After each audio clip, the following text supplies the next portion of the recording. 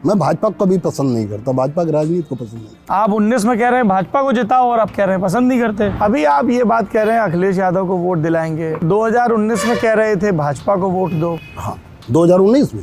लेकिन सब लोग तो ये कहते हैं कि केशव देव मौर्य अपनी ताकत को बढ़ा चढ़ा कर बताते हैं। खुद तो ये आज तक एक चुनाव नहीं जीत पाए और पार्टी की स्थिति कहते हैं कि 2012 में 6,96,000 वोट मिला था और 2017 में 96,000 वोट मिला। ओम प्रकाश राजभर का भरोसा नहीं है। आप किसी को हो दो, मुझे तो नहीं। कुछ आपके पुराने दोस्त जिनके अब आपसे विरोध है वो कहते हैं बोले केशव देव मौर्य को बस ये चाहिए उनके लड़के सेटल हो जाएं। इसमें बुराई क्या है? मैंने कहा इतना बड़ा घोटाला बाबू सिंह कुशवाहा जी अकेले नहीं कर सकते, ये मुख्यमंत्री शामिल, मायावती जी। तो ये नेता झूठे हैं, मक्कार हैं, सब जितने कुर्ता पहनते हैं। इनसे बड़ा कोई आतंकवादी नहीं, इनसे बड़ा कोई अलगाववादी नहीं, सबसे बड़े यही भ्रष्टाचारी। कुर्ता तो लेकिन अध्यक्ष जी आप भी पहनता हूँ, मैं उनसे कम कलाकार हूँ। इनमें कोई नेता नहीं जिनसे मैं कम कलाकार हूँ, बस खाली कुर्सी पे नहीं पहुंचा।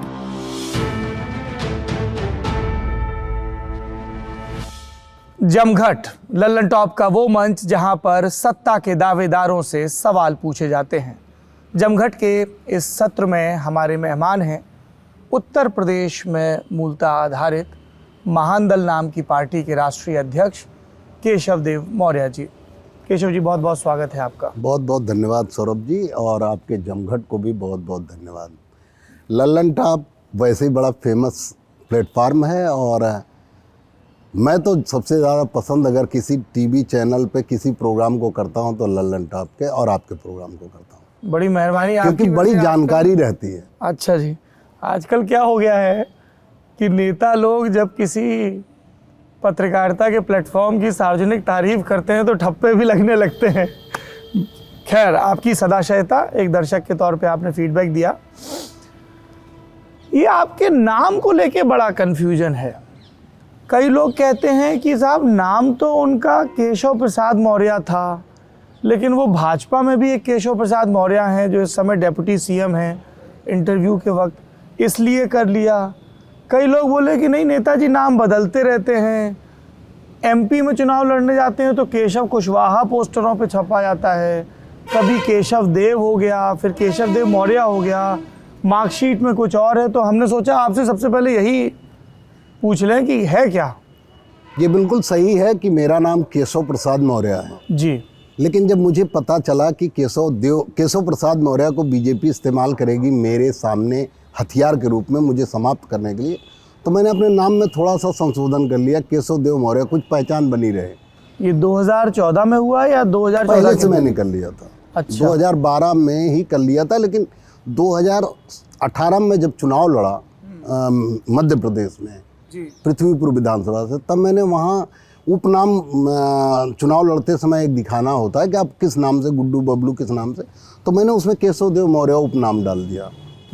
बाकी मैंने कभी नाम परिवर्तित नहीं किया। मेरा नाम आज भी लिखित पढ़ित चुनाव आयोग में, हमारे आधार कार्ड में, हर चीज़ में, मेरे हर प्रमाण पत्र में केशव प्रसाद मौर्य है। केशव प्रसाद मौर्य।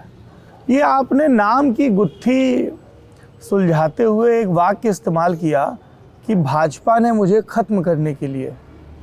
कि भाजपा आपको क्यों खत्म करना चाहती थी? 2014 में तो आप अमित शाह से मिलने दिल्ली गए थे। बिल्कुल।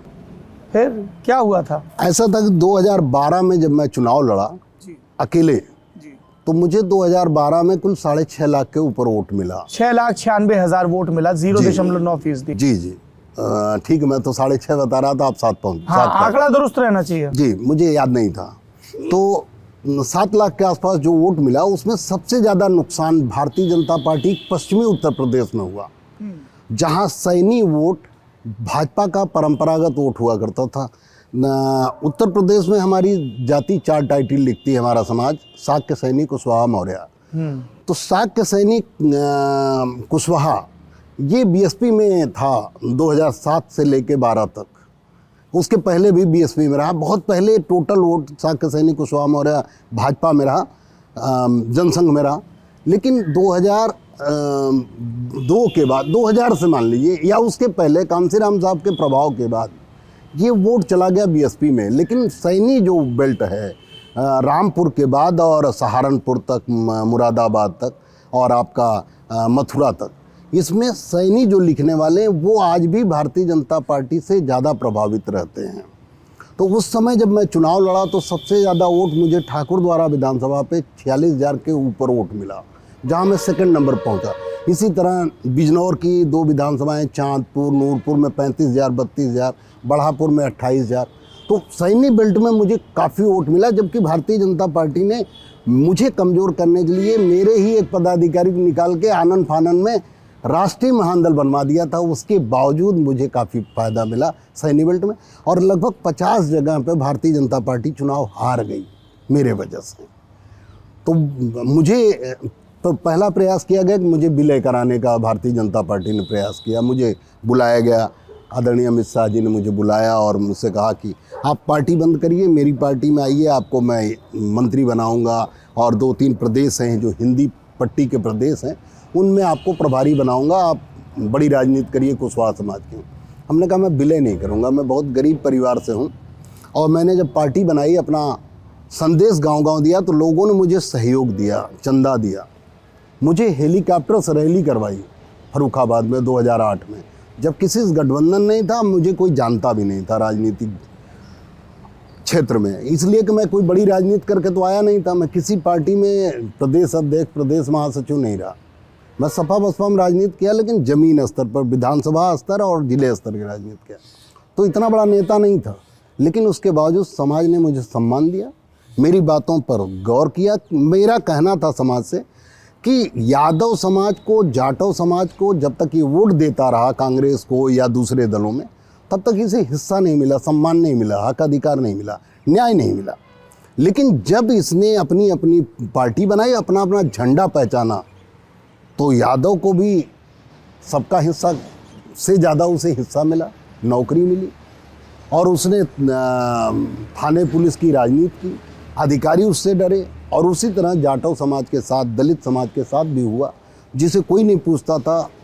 जो माया बहन जी अगड़े हिंदुओं को उल्टा सीधा बोलती थी, उस बसपा को अगड़े हिंदुओं ने वोट भी दिया, नोट भी दिया, सपोर्ट भी दिया। अच्छा, उल्टा सीधा बोलती थी? हाँ, बोलती थी। मैंने क्या बोलती थी? अब तो बहुत लोग, सभी लोग जानते हैं कि उनका नारा था तिलक तराजू और तलवार, शायद इसी तरह का कुछ नारा था। इसके आगे की लाइन को लेके विद्वानों में मतभेद है। हाँ, क्या आपने कौन सी लाइन सुनी है? मैंने तो वही सुनी है, तिलक तराजू और तलवार, इनको मारो जूते चार। ये बसपा की रैलियों में सुनी है आपने? पहले होती थी, शुरुआती दौर में नारा लगता था। क्योंकि बसपा वाले अब सफाई देते हुए कहते हैं कि हमारा नारा था तिलक तराजू और तलवार, इनसे रहो सदा होशियार। नहीं, आप बेहतर बता सकते हैं, क्योंकि आपकी राजनीतिक दीक्षा बसपा में हुई। हाँ हाँ, सत्य है? नहीं, मैं शुरुआत में सपा में रहा। अच्छा, उससे भी पहले सपा में? सबसे पहले मैं समाजवादी पार्टी आपके राजनीति में। रिश्तेदार पारसनाथ मौर्य किस पार्टी में थे? बसपा उस में समय थे? सपा में थे। सपा में थे। समाजवादी पार्टी में थे और अंबेडकर महासभा चलाते थे। अंबेडकर महासभा के प्रदेश के महासचिव थे, और मेरी भी राजनीति अंबेडकर महासभा से शुरू हुई, और मैं बाबा साहब का फॉलोअर हूँ। जौनपुर में? हाँ, जौनपुर में। लखनऊ भी आता था, यहाँ मुख्यालय था लखनऊ में, विधानसभा के सामने अंबेडकर महासभा। तो वहीं से राजनीति मैंने शुरू की, लेकिन बाद में जब किसी पार्टी में गया तो समाजवादी पार्टी में गया। अच्छा, ये किस साल की बात है? अब सन तो मुझे याद नहीं, लेकिन ये है मेरे ख्याल से 90 के आसपास, 90-92 के आसपास। अच्छा, तब वकालत कर रहे थे आप तब मैं जौनपुर में? वकालत कर रहा था जी। वकालत भी करता था, बैनामा लिखता था, यही सब छोटा मोटा काम करता था। गरीब परिवार से था, पेट तो भरना था जी, रोजी रोटी तो कुछ थी नहीं। तो कुल मिला के वहाँ से जब राजनीति में आया मैं समाजवादी पार्टी में, उसी के बाद इनको टिकट मिल गया बसपा से। पारसनाथ मौर्य जी का जो मेरे राजनीतिक गुरु थे, उनको टिकट मिल गया समाजवादी बसपा से लोकसभा का। तो मजबूरी में, इनके दबाव में मुझे बीएसपी में आना पड़ा। तो मैं बीएसपी में रहा, और बीएसपी में मुझे टिकट भी मिला सदर विधानसभा से, और गुरु नहीं कटवा दिया? टिकट गुरु नहीं कटवा दिया। हाँ, क्या कहानी थी? कुछ नहीं, मेरे सामने ही कटवाया, अलग होता तो एक बात भी थी। हाँ, बहन जी ने जब टिकट फाइनल कर दिया मेरा जौनपुर सदर से? जौनपुर सदर से। सब मीटिंग के दौरान, खुले मीटिंग में फाइनल किया, कोई गोपनीय मीटिंग नहीं। ये 96 की बात है कि 2002 की? ये मेरे ख्याल 2002 की बात है। तो जब मेरा टिकट फाइनल कर दिया बहन जी ने, तो इनसे पूछ लिया, अंत में सबकी समीक्षा आ गई, जिलाध्यक्ष ने कह दिया, सब ने कह दिया। उस समय बलिहारी बाबू थे, कोऑर्डिनेटर हुआ करते थे बसपा के। तो उन्होंने जो है उन्होंने भी हाँ कर दिया कि नहीं, अच्छा लड़ेंगे केशव देव मौर्य। लेकिन पता नहीं बहन जी को क्या समझ में आया, अंत में उनसे पूछ लिया हमारे गुरु से, तो हम भी बड़ा खुश हुए। चलो एक मोहर और लगी, एक ठप्पा और लगा। आप वहीं थे मीटिंग में? मैं बैठा था। हाँ। लेकिन इन्होंने जब ये खड़े हुए तो इन्होंने कहा केशव देव मौर्य हम लड़कपना बहुत, इनकी जिम्मेदारी मैं नहीं लूँगा, आप लड़ाना चाहें लड़ा दें। मेरा टिकट कट गया। मैंने कुछ नहीं कहा, तब भी नहीं कहा, आज भी कभी नहीं कहता। वो बीमार है, मैं मिलने भी जाता हूँ। मैं उन्हें तब भी गुरु मानता था, आज भी गुरु मानता हूँ। केशव देव जी, मानने की बात हो रही है जी। गुरु आप कह रहे हैं कि अब भी मानते हैं, तो गुरु जी आपसे नाराज रहते हैं? नहीं, अब तो फिलहाल वो राजनीति से नहीं, उसके पहले भी लेकिन तमाम बयान उन्होंने दिए आपके बारे में। नहीं, कभी उन्होंने हमारे खिलाफ बयान नहीं दिया। हाँ, अभी मैं एक एक करके सारे बयान जो मुझे सार्वजनिक पब्लिक स्फीयर में मौजूद हैं वो भी बताऊंगा, पर उससे पहले एक बयान है जो आपके परिवार के लोगों ने दिया। आप बार बार कह रहे हैं जी, आप बार बार कह रहे हैं गरीब परिवार से आते हैं, एक संघर्ष करके आगे बढ़े। परिवार के लोगों से बात हुई, भाई रिसर्च टीम का काम होता है नए पदाधिकारी पुराने पदाधिकारी सबसे बात की जाए। परिवार के लोग कहते हैं कि वो पूरे प्रदेश के अपने सामाजिक वर्ग के परिवार को अपनाने की बात कर रहे हैं, लेकिन उनके अपने जो भाई हैं, क्या नाराज़गी बातचीत नहीं हो रही आपकी? नहीं, मेरी बात नहीं होती ना भाइयों से, ना एक बहन से बात होती है, एक बहन से बात नहीं होती। भाइयों से बात नहीं होती? नहीं, बात नहीं होती। क्या विवाद है? क्योंकि कोई वो विवाद नहीं। सार्वजनिक रूप से भाई बता रहे हैं चीज़ें। इसलिए बात नहीं होती क्योंकि जब मैंने महान दल बनाया तो नॉन पॉलिटिकल परिवार से था जी। तो तमाम लोगों को हराया मैंने समर्थन किया, तो कुछ लोग हार गए, बड़े लोग। हाँ। तो हमारे भाइयों ने कहा कि आप जो है घर छोड़ के चले जाइए या तो पार्टी बंद कर दीजिए, नहीं तो लोग, ये बड़े लोग हैं, हमें मरवा देंगे। अच्छा। तो हम लोग मरना नहीं चाहते, हम लोग नुकसान नहीं चाहते, आप पार्टी पता नहीं चला पाओगे, नहीं चला पाओगे। तो जब जिसे सपोर्ट नहीं मिलेगा तो क्यों बात करेगा, क्यों किसी से बात करेगा। मैं स्वयं खड़ा हूँ, मेरे पीछे अगर कोई खड़ा है, गरीब कमज़ोर से कमज़ोर आदमी के पीछे परिवार खड़ा होता, मेरे पीछे कोई नहीं खड़ा। और सबसे ज़्यादा विरोध मेरा हमारे परिवार के लोगों ने किया। अगर मेरा कोई सपोर्ट किया परिवार में तो मेरी पत्नी ने, मेरे दोनों बेटों ने, बाकी मेरे परिवार ने मेरा सपोर्ट नहीं किया। एक बहन है, उसका पूरा परिवार मेरे साथ लगा रहता है, छोटी बहन है, और उसके साथ मेरे अच्छे रिश्ते हैं।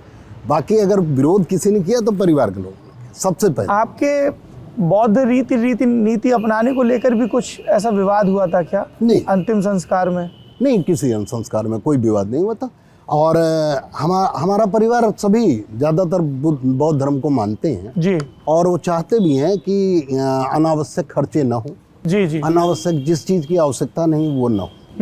तो इसलिए जो है बहुत कोई अंतर नहीं रहा सब में। और मैं बुद्धिस्ट हूँ लेकिन कट्टर बुद्धिस्ट नहीं हूँ। जैसे कुछ बुद्धिस्ट ऐसे हैं जो हिंदू धर्म को गाली देना पसंद करते हैं। अच्छा। मैं नहीं देता। मैं सभी धर्मों का आदर करता हूँ, सभी भगवानों का सम्मान करता हूँ।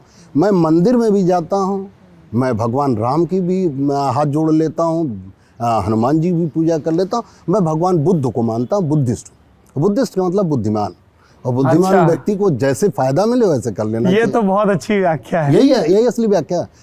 भगवान बुद्ध का नाम सिद्धार्थ था, गौतम था। तो अगर वो धर्म चलाते तो अपने नाम चलाते। उन्हें बोध हुआ, वो पीपल के पेड़ के नीचे बिना खाए पिए महीनों बैठे रहे, मरणासन्न थे। इतने में खीर लेके आई कोई महिला, उसे खाया उन्होंने, और जब जान बची, सांस आई, तो उन्हें लगा कि उन्हें ज्ञान प्राप्त हुआ। ज्ञान क्या हुआ? ये ज्ञान हुआ कि दुनिया में सब बराबर है, और जो दुख है उसका कारण है। दुख अगर है आपके साथ तो दुख का कारण है, और दुख का कारण है तो उसका निवारण भी। यही उन्हें ज्ञान प्राप्त हुआ। तो बुद्ध का मतलब और कुछ है नहीं। बौद्ध धर्म हिंदू धर्म का ही एक हिस्सा है, और बौद्ध धर्म अगर उसकी व्याख्या गलत लोग करते हैं कि नहीं कट्टरता होनी चाहिए, भगवान बुद्ध एकदम से कट्टरता के विरोध में थे। ये देखिए, जो आप जिन कट्टर बौद्धों का जिक्र कर रहे हैं वो आपके इस बयान पे भी ऐतराज़ जताएंगे कि बौद्ध धर्म हिंदू धर्म का हिस्सा है, क्योंकि उसको अलग धर्म माना जाता है। मैं तो बौद्ध धर्म में जो बुद्ध कथा होती है जी, उसका बड़ा विरोधी हूँ। बुद्ध का राम कथा होती है, उसमें भी पैसे खर्च होते हैं। हाँ। भगवान राम को मानने वाले हजारों किलोमीटर दूर मंदिरों में जाते हैं। क्या मंदिर में भगवान है? हिंदू धर्म के किस ग्रंथ में लिखा है कि मंदिर में भगवान है? भगवान कृष्ण ने गीता में कहा कि भगवान मंदिर में नहीं रहता, मैं मंदिर में नहीं रहता। मैं तो मन मंदिर में रहता हूँ। क्या बात है। तो हिंदू धर्म में भी गलत परंपरा है हाँ और बौद्ध धर्म में भी गलत परंपरा।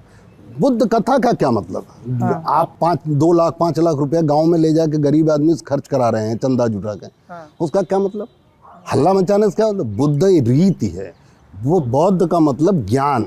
ज्ञान ये है कि हमें सबका सम्मान करना चाहिए। भगवान बुद्ध ने कहा बुद्धं शरणं गच्छामि, बुद्धि की शरण में जाना। अच्छा। संघं धम्मं शरणं गच्छामि, धम्म माने देशना माने व्यवहार, व्यवहार की शरण में जाना। व्यवहार की शरण क्या है कि आपको जो व्यवहार अपने लिए अच्छा लगता है वही दूसरों के साथ करिए। अगर आपको ये अच्छा लगता हो कि आप किसी के घर पे जाइए और वो आपको ऊपर से हाय टाटा हेलो कर दे, चाय ना पिलाए, आपसे बात ना सुने, अंदर बुला के अपने कमरे में ना बैठाए, तो आप भी दूसरों के साथ वही करिए।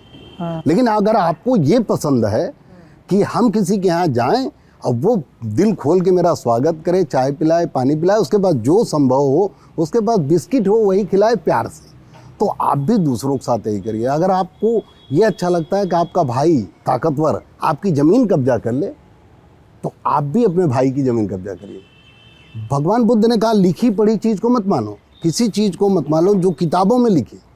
किसी बात को इसलिए मत मान लो कि वो मैं कह रहा हूँ, किसी बात को इसलिए मत मान लो कोई दाढ़ी वाला बाबा कह रहा है। जो तर्क की कसौटी पर सही हो और बहुजन हिताय बहुजन सुखाय, बहुत लोगों के हित में हो, बहुत लोगों के कल्याण के लिए, वो काम करना चाहिए। ये आपने शब्द इस्तेमाल किया बहुजन हिताय बहुजन सुखाय, और मुझे आपका बहुजन समाज पार्टी का दौर याद आ गया।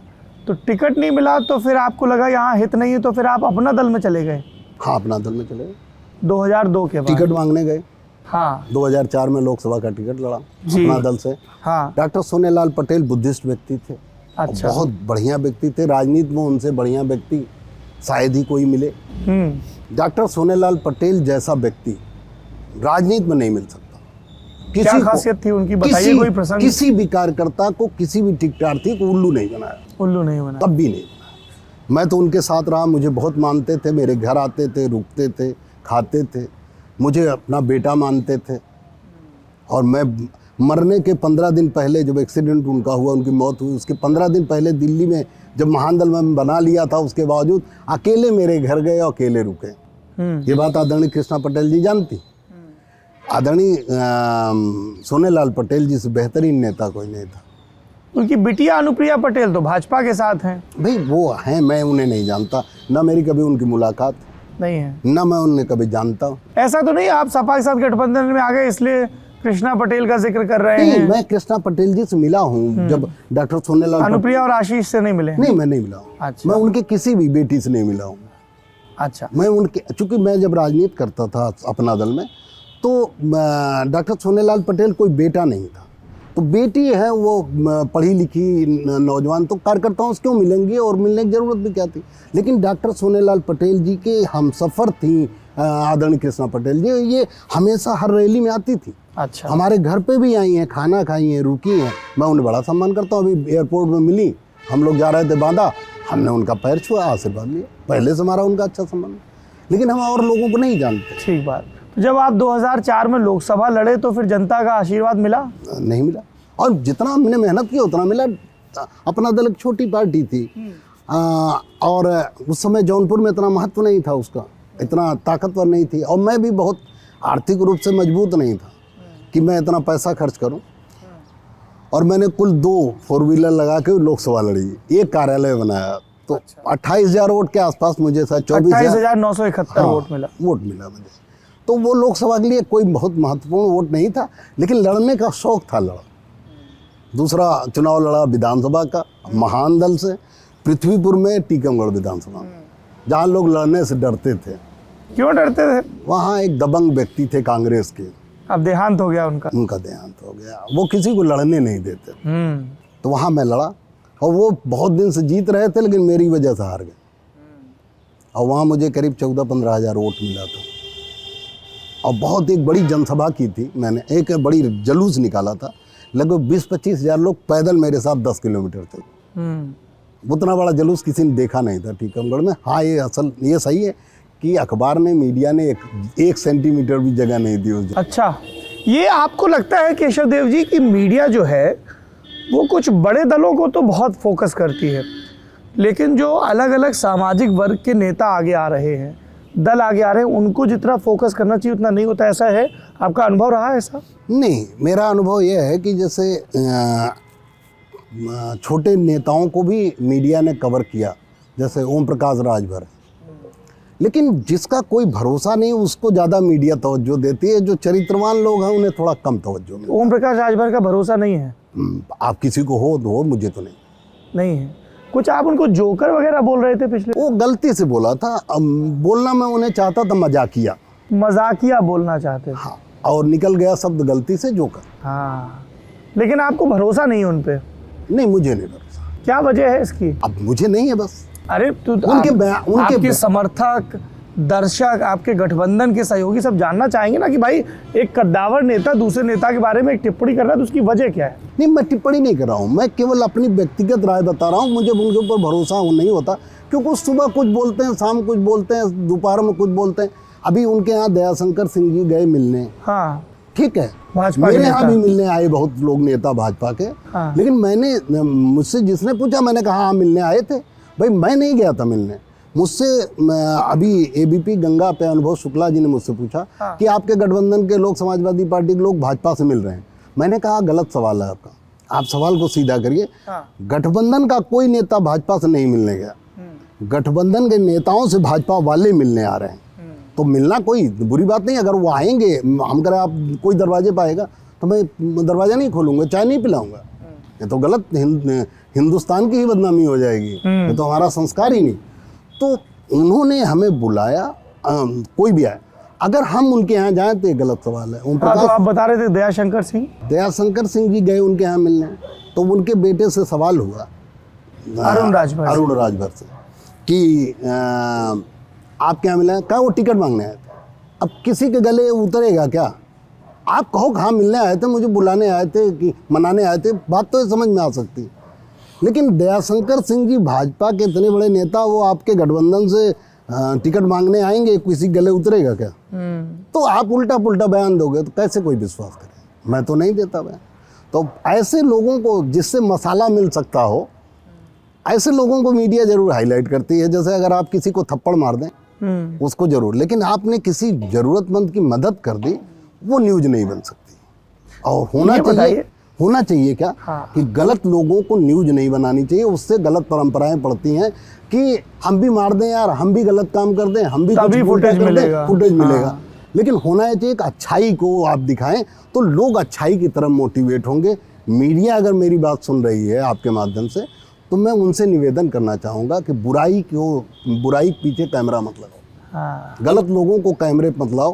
केशव देव मौर्य जी ये कह रहे हैं कि केशव देव मौर्य जी से ज्यादा बात की जाए, ओम प्रकाश राजभर जी से कम बात की जाए। नहीं ना, मेरा मीडिया यही करता है। नहीं, ऐसे अर्थ का अनर्थ निकाल देता है। नहीं, निकालें आप अर्थ का अनर्थ, लेकिन मैं ये कहना चाहता हूँ कि जो देश में या प्रदेश में जो घटनाएं हो रही हैं, जो अच्छे लोग हैं, जो मदद कर रहे हैं लोगों की, उनको आप टीवी कैमरे पर लाइए। जो शराब पी के नाली में गिर रहा है, कौन गिर रहा है शराब पी के? जैसे बहुत लोगों का आ जाता फुटेज, वो भैंसे पे बैठ के पर्चा दाखिल करने जा रहा है, उसे आप दिखा रहे हैं। हाँ। ये क्या मतलब उसका? उसकी क्या इंपॉर्टेंस? वो कितने वोट पाएगा? अच्छा, एक बात बताइए केशव देव जी, जैसे आपने ओम प्रकाश राजभर जी के बारे में ये टिप्पणी की, जब आप लोग की गठबंधन की मीटिंग होती हुई तब तो अगल बगल ही बैठते होंगे। बिल्कुल बैठते। तो वहाँ तो कोई विवाद नहीं होता है? नहीं, ये तो मेरा अपना पर्सनल व्यू है कि मैं उनके ऊपर विश्वास नहीं करता। हाँ, पर अखिलेश जी के कहने पे कर लेंगे? नहीं, मुझे उनसे लेना ही देना क्या? अरे गठबंधन आपका है? नहीं, मेरा गठबंधन आदरणीय अखिलेश जी से। हाँ। मेरा गठबंधन ओम प्रकाश राजभर जी से नहीं। अच्छा। हाँ, मेरा गठबंधन जयंत चौधरी जी से नहीं। मेरा गठबंधन आदरणीय अखिलेश यादव जी से है। अब वो जिसको कहेंगे उसको हम वोट दिलाएंगे। अभी उनसे जो अलग हट जाएगा, मैं उससे कोई रिश्ता नहीं रखूँगा। अभी उसमें से मैं पर्सनल रिश्ते अगर रखूँ ओम प्रकाश राजभर जी से, और वो अभी अलग हट जाएं। अभी आप ये बात कह रहे हैं अखिलेश यादव को वोट दिलाएंगे, 2019 में कह रहे थे भाजपा को वोट दो। 2019 में लोकसभा चुनाव क्यों नहीं लड़े आप? 2019 में मेरे पास कोई प्रत्याशी नहीं आया। उसके पीछे कारण था 2018 में जो उपचुनाव हुआ था बिजनौर का, नूरपुर विधानसभा का, तो मैंने समाजवादी पार्टी के प्रत्याशी को समर्थन किया समाजवादी पार्टी के कहने पर और जिताया, एक बड़ी रैली भी करी, वोट भी ट्रांसफ़र कराया। उस समय ये बात हुई थी कि 2019 में समाजवादी पार्टी महानंदल को गठबंधन में अपने साथ रखेगी 2019 में, और मैंने प्रयास भी किया। कितना सीट देने की बात हुई थी? एक सीट बात हुई। अखिलेश यादव से बात हुई थी? नहीं, धर्मेंद्र यादव जी से बात हुई। धर्मेंद्र यादव एक सीट देने वो की बदायूं के सांसद थे। बदायूं के सांसद थे। एक सीट की बात हुई थी मेरी लोकसभा में। लेकिन जब गठबंधन बसपा और सपा का हो गया तो समाजवादी पार्टी और बसपा को वो याद आ गया, वो चौपाई दोहा कि मिले मुलायम कांसीराम, हवा में हो गए जय श्री राम। 1993 का नारा उनके दिमाग में आया कि अब हमें किसी की जरूरत है नहीं। यही उनकी सबसे बड़ी भूल थी। जब कांसीराम साहब और मुलायम सिंह के समय गठबंधन हुआ था, उस समय भाजपा और कांग्रेस की सरकार हुआ करती थी उत्तर प्रदेश में, कभी भाजपा कभी कांग्रेस, दूसरी कोई सरकार नहीं थी। और अगड़े हिंदुओं का इतना प्रकोप होता था दलित पिछड़ों के ऊपर, इतना जाति करते थे अगड़े हिंदू, इतनी दबंगई होती थी, हम सभी लोग डरते थे। और जब हमें एक विकल्प मिला कि पिछड़ी जाति की सरकार, दलित सरकार बन रही है, ये भाजपा कांग्रेस से अलग होकर सरकार बन रही, इससे हमें फ़ायदा मिलेगा, तो हम सभी वर्ग, चाहे वो पाल का बेटा था, प्रजापति था, निषाद था, राजभर था, मौर्य शाक्य सैनी कुशवाहा था, सारे दलित पिछड़े भाजपा कांग्रेस से मुक्ति पाना चाहते थे, उस आतंक से मुक्ति पाना चाहते थे, उस सामंतवादी व्यवस्था से बाहर निकलना चाहते थे। सबके अंदर छटपटाहट है, सबने विकल्प को पकड़ लिया और सबने एक तरफा वोट दे दिया। तब सपा और बसपा की सरकार बनी थी, तब हवा में हो गए थे जय श्री राम। लेकिन आज परिस्थितियाँ अलग है। 19 में परिस्थिति अलग थी। ये परिस्थिति नहीं समझ पाया आदरणीय अखिलेश जी। इस समय मौर्य समाज में एक लीडरशिप है, महान दल, उसका एक असर है। लेकिन अब तो एक और लीडर आ गए हैं, स्वामी प्रसाद मौर्य। वो लीडर हैं, मैं नेतृत्व हूँ, नेता है। मैं अपनी थोड़ा इसको खोल के बताइए। मैं एक पार्टी का, महान दल का राष्ट्रीय अध्यक्ष हूँ। मेरी अपनी पार्टी है, एक अपनी आइडेंटिटी है। उनकी कोई अपनी पार्टी नहीं है। कभी वो जय भीम करते हैं तो कभी जय श्री राम करने चले जाते हैं, कभी जय समाजवाद करने। उनका अपना झंडा नहीं है, वो जिसके घर में रहेंगे उनका झंडा है। कभी ऐसा ना हो आप ये बयान दे रहे हैं, हाँ। आपका लड़का बदायूं से चुनाव लड़ रहा है, उनकी लड़की बदायूं से सांसद है, दिक्कत नहीं होगी आपको चुनाव में? बदायूं में मुझे किसी बैसाखी की जरूरत नहीं मौर्य शाक्य सैनी कुशवाहा वोट के लिए। उसमें मुझे किसी सबसे बड़ा लीडर समाज में, जैसे समाजवादी पार्टी है, यादव समाज में सबसे बड़े लीडर अखिलेश जी और नेताजी हैं, उसी तरह मौर्य शाक्य सैनी कुशवाहा का मैं लीडर हूँ, ये लोग नेता। और भाजपा नेता केशव प्रसाद मौर्य डिप्टी सीएम है। ये सब कठपुतली है। अगर कठपुतली नहीं थी तो इतना समाज में अन्याय हुआ, शाक्य सैनी कुशवाहा मौर्य समाज भाजपा की सरकार में इतना अन्याय हुआ, एक शब्द क्यों नहीं बोले? किसी के दरवाजे पे क्यों नहीं गए? पंडित विवेक तिवारी को गोली मारी गई, पुलिस ने गोली मार दिया था। एक घटना थी रात के अंधेरे में, यही लखनऊ की बात है, एप्पल के एग्जीक्यूटिव। हाँ, किसी महिला मित्र के साथ थे और गाड़ी चढ़ाने की कोशिश की, पुलिस वालों ने गोली मार दिया। नहीं मारना चाहिए था। लेकिन सुबह 6 बजे केशव प्रसाद मौर्य आंसू पोंछने पहुंचे, पंडित विवेक तिवारी की पत्नी का। उन्हें 2.5 लाख रुपए महीने की नौकरी दी गई, एक फ्लैट दिया गया, उन्हें सम्मान दिया गया, उन्हें उनकी बेटियों को 50 लाख रुपया, 1 करोड़ रुपया नगद दिया गया। और दिया जाना चाहिए। किसी महिला के साथ अगर जाते उसके पति की मौत हो गई, हत्या हो गई, तो उसे कंपनसेशन मिलना चाहिए। मैं पंडित विवेक तिवारी की पत्नी के खिलाफ नहीं हूँ, लेकिन मैं केशव प्रसाद मौर्य जी से सवाल पूछना चाहता हूँ कि जब शाक्य सैनी कुशवाहा मौर्य समाज के साथ अन्याय हुआ, जब निर्दोष देवेंद्र कुशवाहा की हत्या पुलिस ने पीट कर दी, जब रामकुमार मौर्य की हत्या कर दी लखीमपुर खीरी में पुलिस ने थाने में बंद करके, जब वो शाक्य था करमवीर शाक्य कासगंज का, उसे चाकू मारा दबंगों ने, उसका 5 लाख रुपया अपनी जान बचाने में लग गया, तब आप क्यों नहीं गए और क्यों आपने 1 रुपया मदद नहीं किया? सीतापुर में जब बलात्कार कांड हुआ, छोटी बच्ची थी 9 साल की, मौर्य समाज की, उसकी हत्या हो गई, बलात्कार हुआ, हत्या हो गई, और उल्टे 25 लोगों के एसपी ने मौर्य लड़कों को पकड़ रखा था, जबकि सब जानते थे कि घटना किसी और ने किया। हाथरस में जब बेटी की हत्या हुई, बिजनौर में एक सैनी लड़के ने बैंक में डकैती करने डकैत घुसा, और जब भागा, अलार्म बजा दिया मैनेजर ने, तो उसे वो पकड़ लिया, जूस बेचता था, उसे पकड़ लिया, मजबूत था, उसने गोली मार दिया और पुलिस ने उसे हार्ट अटैक से मौत दिखा दिया, और उसको डकैत को पकड़ने का श्रेय और सम्मान खुद ले लिया एसपी ने। तब ये केशव प्रसाद मौर्य कहाँ है? तब कहाँ तो सो रहा है? आपकी ये शिकायत है कि वो समाज के लोग जब कहीं ये कठपुतली है, ये जहाँ भारतीय जनता पार्टी नेतृत्व कहेगा वहीं जाएंगे। यही स्वामी प्रसाद मौर्य जी आ जाएं, हमारे गठबंधन में स्वागत है। मैं कुछ नहीं कहना चाहता हूँ। कह दीजिए, आप खुल के बोलने वाले व्यक्ति नहीं हैं। नहीं, मैं समाजवादी पार्टी में कोई भी नेता आएगा मैं उसका स्वागत, हाँ, उनका स्वागत। लेकिन एक सवाल है इनसे भी और केशव प्रसाद मौर्य से। मैंने एक दिन सवाल पूछा था एबीपी गंगा पे कि जब अयोध्या की खुदाई हुई, मैं भगवान राम के शान में कोई गुस्ताखी नहीं करना चाहता हूँ, भगवान राम का बेहद सम्मान करता हूँ, और वो मंदिर बन रहा है, बने, मुझसे जो मदद हो सकती मैं करूँगा। अगर सरकार आती है समाजवादी पार्टी की, मैं आदरणीय अखिलेश यादव जी से कहूँगा कि जल्दी से बनवाओ। जैसे आपने बनवाया लखनऊ एक्सप्रेसवे अच्छी क्वालिटी का, बढ़िया पूरे मानक के साथ, वैसे मंदिर भी मानक के साथ 1 साल के अंदर कंप्लीट कराइए, जब सुप्रीम कोर्ट का आदेश बनवाई। लेकिन मेरा सवाल दूसरा है कि अयोध्या की जो खुदाई हुई, तो उस अयोध्या का नाम आज से 1000 साल पहले साकेत था। उस साकेत में बौद्ध स्तूप थे, सम्राट अशोक महान के बनवाए हुए बौद्ध स्तूप और बौद्ध विहार थे, चैत्य थे। उसमें भगवान बुद्ध की सैकड़ों मूर्तियां निकले, मैं दावे के साथ कहता हूँ। उसे भारतीय जनता पार्टी की सरकार ने कोरोना काल में चोरी चोरी खुदाई करवाया, और उस मूर्तियों को, सैकड़ों की संख्या में मूर्तियां जो निकली, उन्हें तोड़कर चूरा बनाकर नालों में फेंका। अच्छा जी, इतनी गुप्त जानकारी कैसे मिली आपको? मुझे है जानकारी। तो आपने कुछ कोर्ट में प्रतिवेदन वगैरह नहीं दिया? कोर्ट में मुकदमा हुआ था, कोर्ट ने सुनवाई नहीं किया। सुप्रीम कोर्ट ने देरी का हवाला देके सुप्रीम कोर्ट ने सुनवाई नहीं किया। लेकिन लोकतंत्र, आप इतने बहुत बड़ी बात कह रहे हैं आप। देखिए, कोर्ट स्वतंत्र है। मैं कोर्ट को सबसे बड़ा नहीं मानता। लोकतंत्र में सबसे बड़ा होता है जनता की अदालत। जनता की अदालत, मैंने ये बात आपके माध्यम से पहुंचा रहा हूं कि सैकड़ों की संख्या में भगवान बुद्ध की मूर्तियां तोड़ी गई विवादित स्थल में जो निकली। मैं नहीं कह रहा हूं कि आप वहीं बनवाओ, निकली ठीक है, निकाल लो आप। भगवान राम का अस्तित्व अगर न होता, भगवान राम का कोई प्रमाण न होता अयोध्या में, तो सुप्रीम कोर्ट आदेश न देती बनाने के लिए। मैं मानता हूं कि भगवान राम का वहाँ अयोध्या में वजूद है, लेकिन जो उसके बाद किसी ने बनवाया, चाहे भगवान राम, बौद्ध अवशेष निकले, वो आपके हिसाब से क्या करना चाहिए? उनको आप संग्रहित करते, संग्रहालयों में भेजते, और अगर आप वहाँ भगवान बुद्ध के अवशेष निकले तो वो भी आराध्य हैं, तो उनका आप 100-200 किलोमीटर दूर कहीं मंदिर बनवा देते, उनका भी एक बौद्ध स्तूप बनवा देते। सुप्रीम कोर्ट के आदेश पर अगर वो बन सकता है, तो सरकार के आदेश पर, मैं नहीं कह रहा हूँ वहीं आप विवादित जगह बनाओ, 50 किलोमीटर दूर बना दो, 100 किलोमीटर दूर बना दो, क्यों नहीं बना सकते? क्या दिक्कत है? आप नहीं बना सकते, जमीन अलॉट कर दो, हम लोग चंदा से बनवा लेंगे। लेकिन आपको भगवान बुद्ध की मूर्ति तोड़ने का अधिकार।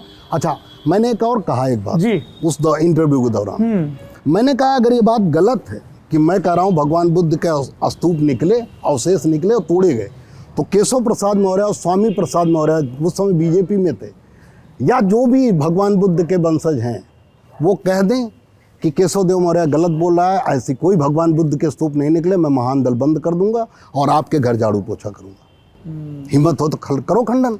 तो ये बताइए केशव देव जी, आप महान दल बंद करने की बात कर रहे हैं, हम महान दल के शुरू होने पे आते हैं। जी, जौनपुर में दफ्तर खोला था, फिर जौनपुर से कानपुर क्यों आना पड़ा? परिवार ने जब घर से निकाल दिया, मना कर दिया, कभी यहाँ नहीं चलाएंगे आप महान दल, हम लोगों को खतरा है। क्या खतरा था?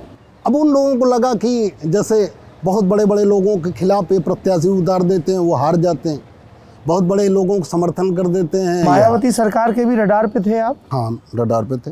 क्या हुआ था? फर्जी मुकदमा मेरे ऊपर दर्ज हुआ, कार्यालय मेरे पुलिस गई, बवाल किया, उनके एक मंत्री ने, उनके एक विधायक ने हमारे कार्यकर्ताओं को पीटा, फर्जी मुकदमे में बंद कराया, हमारी गाड़ी तोड़ी।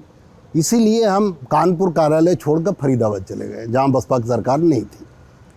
क्योंकि उस समय जिस वोट को हम तोड़ रहे थे, शाक्य सैनी कुशवाहा मौर्य, ये वोट बीएसपी का माना जाता था। बीएसपी में था 90%। 2007 में बीएसपी को 90% वोट मिला जी। तो बीएसपी को लगा, पहले तो उन्होंने हमसे कहा कि पार्टी में आ जाओ, हम आपको ये बना देंगे, वो बना देंगे, और प्रदेश स्तर का पद दे देंगे, आप आ जाओ। जब मैं नहीं माना, बसपा ने कहा, बसपा ने जब मैं नहीं माना, मैंने मना कर दिया। हमने कहा मैं अब तो पार्टी चलाऊंगा, अपना प्रतिनिधित्व, जैसे बसपा ने पार्टी बना के लिया, अपने समाज को हक हिस्सा दिलाया, उसी तरह शाक्य सैनी कुशवाहा मौर्य सहित जो कमज़ोर समाज हैं उनकी आवाज़ बनूंगा, उन्हें हक हिस्सा दिलाऊंगा, उन्हें न्याय दिलाऊंगा।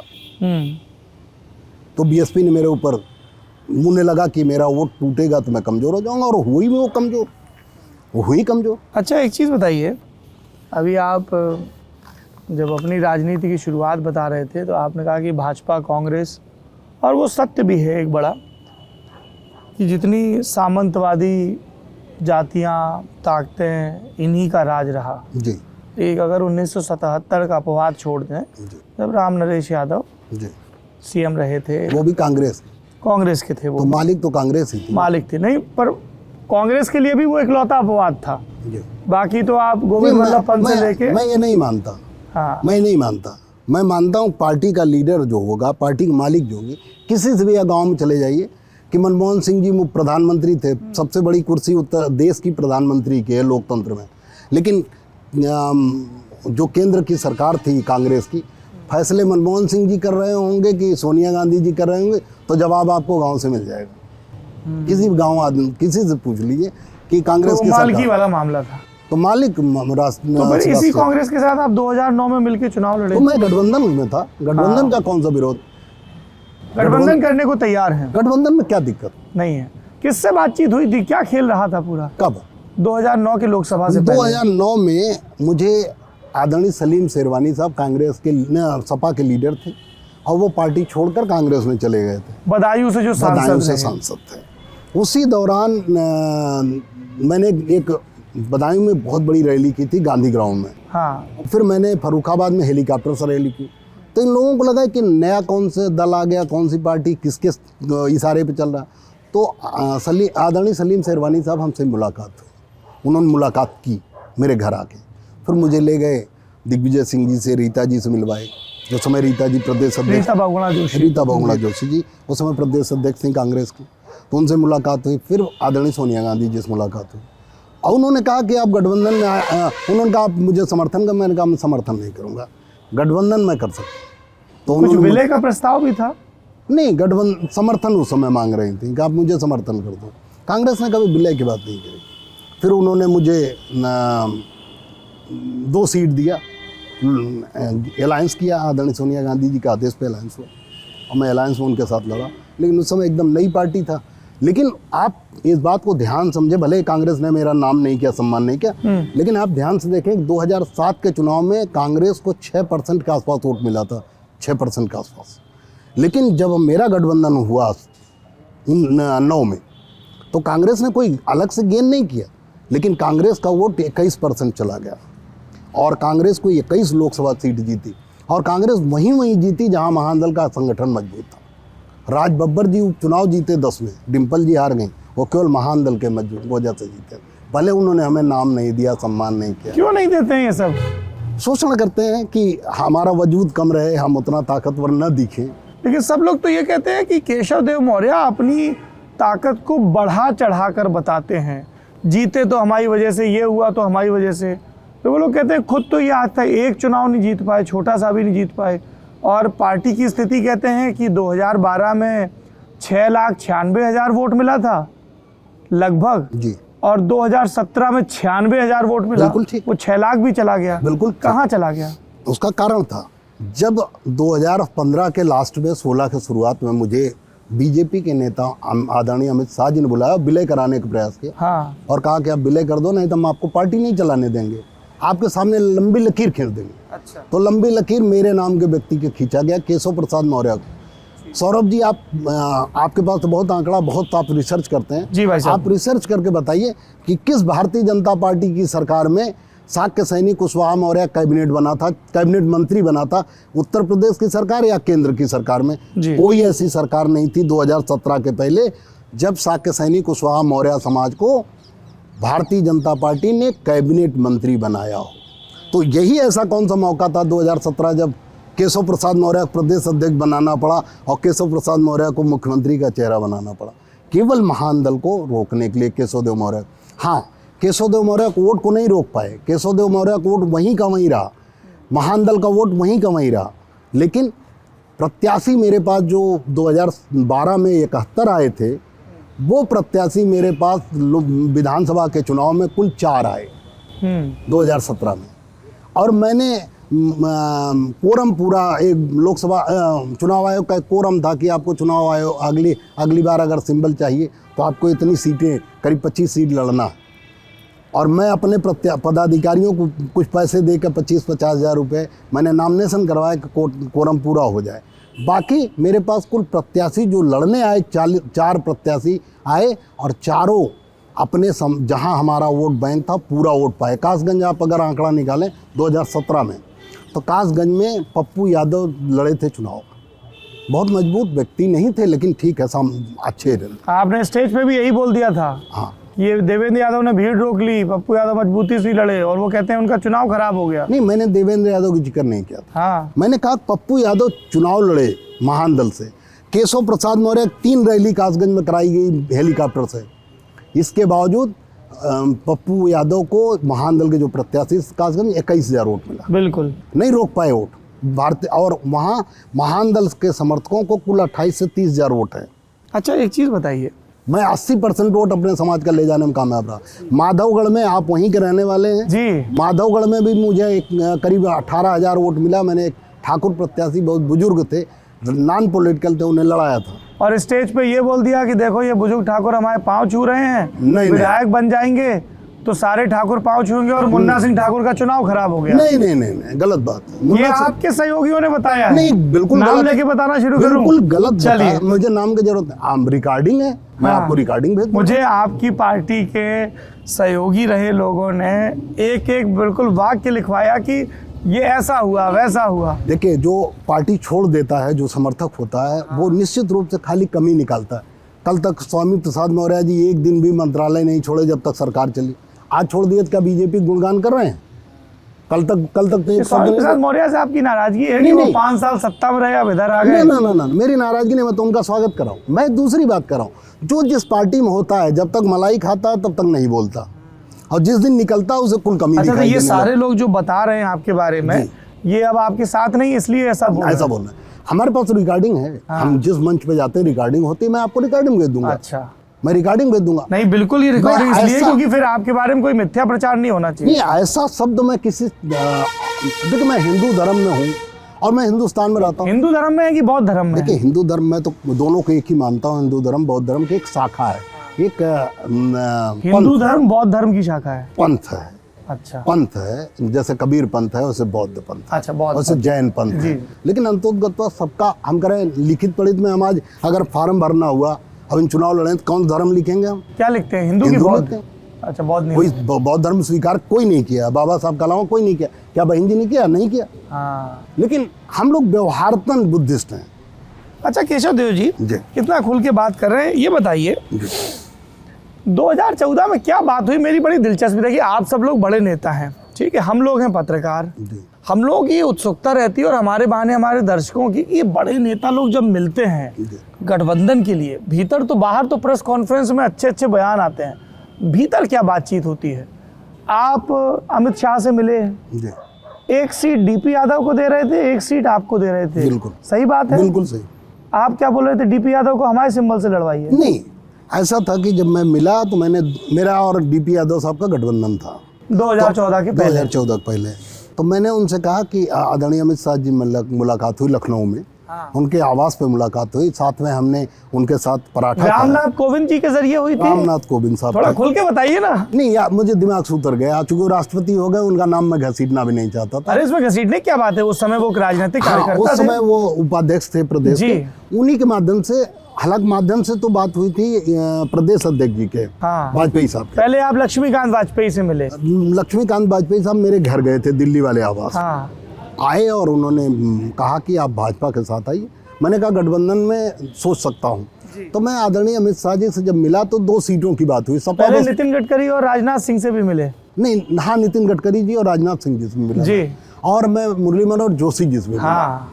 सबसे मुलाकात हुई। फिर मैं आदरणीय अमित शाह जी से मिला। सपा बसपा सुन नहीं रही थी, पराठा खाया लखनऊ में। पराठा खाए उनके साथ और बड़ा सम्मान दिया उन्होंने। हाँ। 2 सीट की बात मैंने की तो उन्होंने कहा कि मैं डीपी यादव जी के परिवार को अपने सिंबल पे नहीं लड़ा सकता और न उनकी पार्टी से मैं गठबंधन कर सकता हूँ। तो मैंने डीपी यादव से बात की तो डीपी यादव ने कहा आप ले लीजिए 2 सीट, एक हम लड़ लेंगे महानदल से, एक आप लड़ लेना। आप कौन सी सीट मांग रहे थे? मैंने मेरी कोई जिद नहीं थी, लेकिन मैंने एटा, फर्रुखाबाद कई सीटों का ऑप्शन दिया था, जहाँ पे सैनी शाह के वोट एक कहीं भी ठीक मिल जाए। मैंने कोई जिद, मैं आज भी समाजवादी पार्टी गठबंधन में हूँ, मैंने कोई पार्टिकुलर एक सीट नहीं मांगी कि मुझे आप ये दे दीजिए। मैंने 10 सीट की लिस्ट दी कि आपको जहाँ सुविधा हो दे दी। आएंगे, उस पर भी आएंगे लिस्ट पे। हाँ, तो फिर पराठा खा लिया, 2 सीट पे बात हो गई, फिर कहाँ अटकी मामला? अटका बाद मामला, बड़े आदमी थे, उन्हें लगा कि हम अकेले जीत रहे हैं, लहर बन गई है और अच्छे दिन के नाम वोट मिल रहा है। बाद में हम लोगों से गठबंधन तोड़ लिया, बात ही नहीं करी। अरे अभी तो आप कह रहे हैं 2 सीट देने को राजी थे। राजी थे, बात वो तो कह रहे हैं। हाँ। उसके बाद बात नहीं किया। लोग बता रहे हैं कि ये उसके बाद आपकी एक राजनाथ सिंह से अकेले कमरे में बात हुई और उसके बाद बात बिगड़ी। नहीं, आदरणीय अमित शाह जी से मिलने के बाद मेरी किसी से मुलाकात नहीं। राजनाथ सिंह से फिर दिल्ली में नहीं मिले? नहीं, उसके पहले मिल चुका था। राकेश जैन हुआ करते थे संगठन मंत्री? नहीं, मैं उनसे नहीं मिला था। नहीं मिले? नहीं, केवल मेरी 3 नेताओं से मुलाकात हुई थी, 4, मुरली मनोहर जोशी जी से। तो बातचीत टूटी किस पे? इस पे बस वही गठबंधन की बात होने के बाद हम लोग वहाँ से हटे, दोबारा कोई बात ही नहीं की। मैंने फ़ोन किया तो बात ही नहीं हो पाई। अच्छा। उस चुनाव आ गया तो हम अपना अकेले लड़े, कांग्रेस साथ चले गए। कांग्रेस के साथ आप 2012 में भी जाना चाह रहे थे विधानसभा चुनाव में। देखिए, तब 2009 कहाँ गरारी फंसी? जो 2009 में गठबंधन हुआ, हाँ, 2009 में मेरा कांग्रेस साथ गठबंधन था। 10 में उपचुनाव हुआ, राज बब्बर और डिम्पल यादव जी का, उसमें भी मैं साथ था कांग्रेस के। मेरी पूरी टीम ने काम किया और कुशवाहा समाज का वहाँ फिरोजाबाद में बहुत अच्छा वोट है, लगभग 2.5 लाख के आसपास वोट है। वो टोटल वोट ट्रांसफ़र हुआ राज बब्बर जी के साथ। लेकिन राज बब्बर जी ने कोई काम नहीं किया फिरोजाबाद में, इससे हमारे लोग नाराज़ हुए। लेकिन ये चलता रहा। 2011 में कासगंज में रैली हुई जिसमें आदरणीय दिग्विजय सिंह जी आए, रीता जी थी, सलीम शेरवानी साहब थे मंच पे, और बहुत बड़ी रैली हुई। सब कुछ ठीक था, लेकिन जब सीटों का मामला आया तो सीटों में उन्होंने हमसे बुला कहा कि हम आपको 12-15 सीट दे पाएंगे। तो हमने कहा 12 या 15। तो उन्होंने कहा 12 दे पाएंगे। हमको 12 दे दो, हम नहीं मना कर रहे हैं, चलो हम 12 तैयार। लेकिन उसमें सीटों में कई बार मीटिंग हुई, राहुल जी के सामने मीटिंग हुई, दिग्विजय सिंह जी के सामने मीटिंग हुई। जब सीटों की बात आए तो ये ले लो, ये ले लो। एक बार फाइनल हो गई, तब इसमें जब हम उन पे इनको लगा कि हम जीत जाएंगे। कांग्रेस नहीं चाहती थी कि 2012 में हम विधानसभा चुनाव जीतें, महानदल विधानसभा चुनाव जीते। गठबंधन में तो रहे लेकिन हारे। अच्छा, ऐसा क्यों? मजबूत नहीं होने देना चाहती थी कांग्रेस। तो 2012 में जिन सीटों पे हम मान जाते थे, मान गए, 3 मीटिंग में मान गए, 12 लिस्ट फाइनल हो गई। राहुल गांधी के साथ मीटिंग हुई थी? हाँ, 2 बार हुई। क्या तय हुआ फिर? सीटें उन्होंने तय कर दी। उसमें हमारे मन की 8 सीटें और 4 हमारे बेमन की थी। फिर बाद में उसमें बुला के हमें संशोधन किया गया कि हमें 4 सीट मन के दे दी गई, 4 बेमन के दे दी गई। 4 ऐसी सीट दी गई जहाँ हमारा महानदल मजबूत नहीं था और हमारे समाज का वोट बैंक भी नहीं था, जिससे हम वहाँ कुछ न कर पाए। लेकिन 4 जो इन्होंने पश्चिमी उत्तर प्रदेश में हमें सीटें दी, उस पर अच्छे प्रत्याशी जब इन्होंने देखे कि 4 तो कम से कम जीत ही जाएंगे, फिर उन्होंने उस सीट को मांग लिया कि ये दूसरी आप ले लीजिए। हम तब भी मान गए। सब दिग्विजय सिंह कर रहे थे? अब सभी लोग थे उसमें, ये कांग्रेस कर रही थी, दिग्विजय सिंह जी क्या। कि कौन थे इसके पीछे भाई? सभी थे। कांग्रेस नहीं चाहती थी, मैं कांग्रेस को बात कर रहा हूँ, कांग्रेस नहीं चाहती थी कि मैं 2012 में विधानसभा चुनाव जीत कर मजबूत। इसलिए उन्होंने सीटों कई बार अदला बदली की। मैं मानता गया, लेकिन अंत में जब नहीं बात बनी तो मैंने हाथ जोड़ लिया। हमने कहा मैं अकेले लड़ूंगा, फिर मैं अकेले लड़ा। 2017 में ये सब हुआ, फिर 19 तक आते आते गठबंधन के लिए कोई नहीं बचा। 2019 में, 2018 में उपचुनाव में मैंने समाजवादी पार्टी को, नूरपुर का बताया आपने। 2017 में मेरी अखिलेश यादव जी से बात हो गई थी गठबंधन की। अच्छा। उस समय मैं गया, मुलाकात हुई, करीब 7-8 बार मुलाकात हुई और 6 सीटों पे मेरी गठबंधन की फाइनल भी हो गया था। सीधे बातचीत उन्हीं से हो रही थी? सीधे बात हो रही थी। बीच में थे धर्मेंद्र जी भी थे, सलीम साहब भी थे, सलीम शेरवानी साहब, इन दोनों लोग थे। लेकिन अंत में जो 2-3 मीटिंग लास्ट की हुई वो अकेले उनसे हुई, और सीटें भी हमारी मनपसंद की उन्होंने 6 दे दी। फिर लेकिन पता नहीं उसके बाद बात ही करना बंद कर दिए। कांग्रेस का दबाव था कि किसका दबाव। ये क्या होता है? अमित शाह बात करना बंद कर देते हैं, अखिलेश यादव बात करना बंद कर देते हैं। उन्हें लगा कि हम अकेले जीत रहे हैं, केशवदेव मौर्य की जरूरत नहीं। हाँ। आज जो 2022 में सबसे पहला गठबंधन महानदल का समाजवादी पार्टी ने किया, पहला गठबंधन में। अभी तो कंफर्म है ना ये गठबंधन? हाँ, बिल्कुल कंफर्म। अच्छा, बिल्कुल। कई समर्थक ये पूछते हैं जी अध्यक्ष जी जी कि ये जो कैंडिडेट लड़ेंगे महानदल के, ये किस सिंबल पे लड़ेंगे? समाजवादी पार्टी के सिंबल। क्या वजह है इसकी? विलय कर दिया क्या आपने? नहीं, विलय नहीं है, लेकिन सिंबल समाजवादी पार्टी का इस्तेमाल कर रहा हूँ जीतने के लिए। अच्छा, इसलिए कर रहा हूँ क्योंकि चुनाव आयोग ने सबको सिंबल दिया लेकिन चुनाव आयोग को पता नहीं क्या मोहब्बत हमसे है कि 2 बार से मुझे सिंबल नहीं दिया। 2014 में नहीं, 2019 में नहीं दिया। पहले क्या सिंबल थी? 12 में क्या दिया था? Auto rickshaw. ऑटो रिक्शा दिया था। हाँ। लेकिन 2014 में भी दिया, हाँ। लेकिन 2019 में और 2022 में, और बीच में उपचुनाव हुआ था 18 में, मध्य प्रदेश का चुनाव हुआ तो वहाँ भी 18 में नहीं दिया, 19 में नहीं दिया, अब भी नहीं दिया। तो मुझे सिंबल नहीं है, तो अंत में मुझे 10 दिन पहले अगर निर्दलीय वाला सिंबल मिलेगा तो मैं उसे नहीं पहुंचा पाऊंगा सब तक। इसलिए मैं अपने प्रत्याशियों को हारने के लिए लड़ने से कोई फ़ायदा नहीं। हारने के लिए 2 नुकसान होगा। हाँ। एक तो हम हार के बैठेंगे, और दूसरे समाजवादी पार्टी की जितनी सीट मुझे मिलेगी वो हार जाएगी, वहाँ भाजपा जीतेगी या कोई और जीतेगा। तो मैं समाजवादी पार्टी को भी हराना नहीं चाहता, खुद भी हारना नहीं चाहता, इसलिए मैं समाजवादी पार्टी का सिंबल इस्तेमाल कर रहा हूँ। सिंबल उनका रहेगा तो वफादारी भी उनके लिए रहेगी, फिर केशव देव मौर्य के लिए नहीं रहेगी। मेरी वफादारी उन्हीं के साथ है। मैं जिसके साथ रहता हूँ, मैं कांग्रेस के साथ था, मुझे तमाम लोगों ने ऑफर किया कि आप बैकडोर से मेरी मदद कर, मैंने हाथ जोड़ लिया ना। मैं जिसके साथ रहता हूँ 100% रहता हूँ। केशव देव मौर्य खुद चुनाव लड़ेंगे क्या? नहीं, मैं चुनाव नहीं लड़ूंगा। लड़वाएंगे। मैं समाजवादी पार्टी के प्रत्याशियों को, महान दल के प्रत्याशियों को, गठबंधन के सभी पार्टी के प्रत्याशियों के पक्ष में चुनाव का रुझान बनाने में। कुछ आपके पुराने दोस्त जिनके अब आपसे विरोध हैं वो कहते हैं, बोले केशव देव मौर्य को बस ये चाहिए उनके लड़के सेटल हो जाएं राजनीति में, ऐसी बात है क्या? इसमें विरोध, इसमें बुराई क्या है? दर्जी का बेटा सोचेगा कि दुकान का मालिक मेरा बेटा बने। कौन और किस पार्टी में अपने बेटे को आगे नहीं सेटल किया? तो मैं अगर कह के करता हूं तो इसमें कौन विरोध? जो लोग आदर्श की बात करते हैं राजनीति में, कौन से आदर्श की बात कर रहे हैं? हम करें जैसे राहुल गांधी जी ने जब आरोप लगा बाबू सिंह कुशवाहा जी के ऊपर घोटाले का, NRHM घोटाला, स्मारक घोटाला, 10,000 करोड़ घोटाला और 10 CMO कहते हैं, जब आरोप लगा तो कांग्रेस में वो ज्वाइन करना चाहते थे, तो राहुल गांधी ने कहा ये कौन है, भ्रष्टाचारी है, तो चोर है, इसको भगाओ। तो तब वो चोर थे बाबू सिंह कुशवाहा, और 2019 में गठबंधन हो गया बाबू सिंह कुशवाहा पार्टी से कांग्रेस का, तब वो चोर नहीं रह गए। तो ये नेता झूठे हैं, मक्कार हैं, सब जितने कुर्ता पहनते हैं, इनसे बड़ा कोई आतंकवादी नहीं, इनसे बड़ा कोई अलगाववादी नहीं, इनसे बड़ा सबसे बड़े यही भ्रष्टाचारी। अगर ये सुधर जाए तो कलेक्टर सुधरने में कितना टाइम? तो लेकिन अध्यक्ष जी आप मैं भी पहनता हूँ। हाँ। तो मैं क्या उनसे छोटा हूँ? मैं उनसे कम कलाकार हूँ? इनमें कोई नेता नहीं जिनसे मैं कम कलाकार हूँ, बस खाली कुर्सी भी नहीं पहुँचने दीजिए, इनसे कम कलाकारी दिखाऊं तो बताइएगा। अच्छा, आप बाबू सिंह कुशवाहा का जिक्र कर रहे थे। 2019 में तो आप भी उनके साथ मुलाकात हो रही थी गठबंधन के लिए। ना, मैंने कभी मुलाकात नहीं। आप कभी बाबू सिंह कुशवाहा से नहीं मिले? मैं बिल्कुल मिला हूँ। 2016 में मैंने अपने घर उन्हें बुलाया था खाने पे, और मैंने कहा जब आप भी पार्टी बनाए, मैं पहले से बनाया हूँ, तो चलिए हम दोनों लोग मिल के समाज को, साक्य सैनी कुशवाहा मौर्य को सम्मान दिलाएं। वो आपके घर भी आए थे अलायंस के लिए? नहीं, मैंने बुलाया था। उसके बाद लोकसभा चुनाव से पहले? उसके बाद नहीं आए। 2016 में मैंने उन्हें भोजन पे बुलाया था, मेरे घर आए, सम्मान सहित आए, और मैंने स्वयं नीचे जाके उन्हें, मैं किराए के मकान में रहता था 9th फ्लोर पे, मैं नीचे आके स्वयं माला पहना के ले गया, सम्मान सहित खाना खिलाया, पूरे परिवार के साथ बैठा, उनके साथ पत्नी बहू सब थे, और मैंने उनसे कहा कि हम आप दोनों लोग गठबंधन कर लें, चाहे किसी पार्टी के साथ चलें, बड़ी पार्टी के साथ, लेकिन हम दोनों लोग साथ चलें। हम दोनों लोग भाई हैं और हम दोनों लोग एक साथ मिल के काम करें। मैंने तो उनके पक्ष में धरना प्रदर्शन किया था जब उनके ऊपर आरोप लगा घोटाले का। मैंने कहा इतना बड़ा घोटाला बाबू सिंह कुशवाहा जी अकेले नहीं कर सकते, अगर मुख्यमंत्री के साथ नहीं। आपका कहना था कि इन्होंने किया पर इनके साथ और भी थे, मुख्यमंत्री शामिल थी, मायावती जी।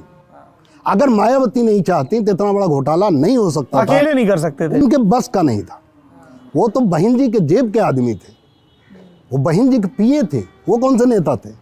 तो अगर वो उनके ऊपर जो घोटाले का आरोप है, वो असल में घोटाला बहन जी ने किया, बहन जी को जेल जाना चाहिए। लेकिन वही है कि धोबी पार न पावे, गधे का कानून मेटे। मालिक से बहन जी से पंगा लेने की हिम्मत कांग्रेस को थी नहीं, रगड़ दिया बाबू सिंह कुशवाहा को। बाबू सिंह कुशवाहा घोटाले में फंसे, जेल गए, उनके पूरे परिवार पर मुकदमा। बीजेपी ने उन्हें जब फंसाया तो उन्होंने कहा केशव देव मौर्य को रोको, पार्टी बना के फूट डाल। बाबू सिंह कुशवाहा मैंने कहा गठबंधन कर लो, हम दोनों लोग। बाबू सिंह कुशवाहा ने कहा आप पहले पार्टी बनाए हो, आप ज़्यादा सीट मांगो। मैंने कहा मुझे आप खाली 40 सीट दे दो उत्तर प्रदेश में, विधानसभा 360 आप ले लो, 63 किससे कहा आपने? बाबू सिंह कुशवाहा। फिर मैंने कहा 363 आप ले लो, 40 मुझे दे दो और बाकी कुल आप ले लो, आप लड़ो। उन्होंने कहा जो बढ़िया वाली सीट आप मांगेंगे। हमने कहा नई सीट मुझे दे दो, जितनी बढ़िया कुल ले लो। और आज भी मैं उस बयान पर कायम हूँ। मैंने कहा 10 जिले की पंचायत जुटा लो, 10 जिले के साक्य सैनी कुशवाहा मौर्य को बुला लो, आज भी बुला लो और बहस कर लो दोनों लोग। हम और आप दोनों लोग अपनी बात कह लें। समाज जिसको कहे वो पार्टी चलाए, जिसको कहे वो मदद करे। अगर मुझे समाज कह देगा कि केशव देव मौर्य जी बाबू सिंह कुशवाहा पार्टी चलाने दीजिए, आप मदद करिए, मैं करूँगा। मेरा मकसद है साक्य सैनी कुशवाहा मौर्य समाज को उनका हक, अधिकार और न्याय। तो फिर क्या बोले बाबू सिंह कुशवाहा? कुछ ना, वो अपने मन से काम ही नहीं कर रहे हो तो सीबीआई के कठपुतली की तरह काम कर रहे हैं। सीबीआई जो कहेगी वो करेंगे। अच्छा, सीबीआई तो का अभी भी ऐसे ही चल रहा है? वही चल रहा है। उनका खाली एक उद्देश्य महान दल को कमजोर करो, रोको, बस। ये सब लोग आपके खिलाफ हो जाते हैं। इसलिए है कि सबसे बड़ा वोट बैंक उत्तर प्रदेश में है, 14.5%। साक्य सैनी कुशवाहा मौर्य का वोट जितना बड़ा है उतना किसी का नंबर अलग अलग बताते हैं अध्यक्ष जी। कोई 7-8% कहता है, अब आप 14% बता रहे हैं। आप जब केशव प्रसाद मौर्य बीजेपी मुख्यमंत्री प्रोजेक्ट की थी उस समय कभी नहीं किया प्रोजेक्ट?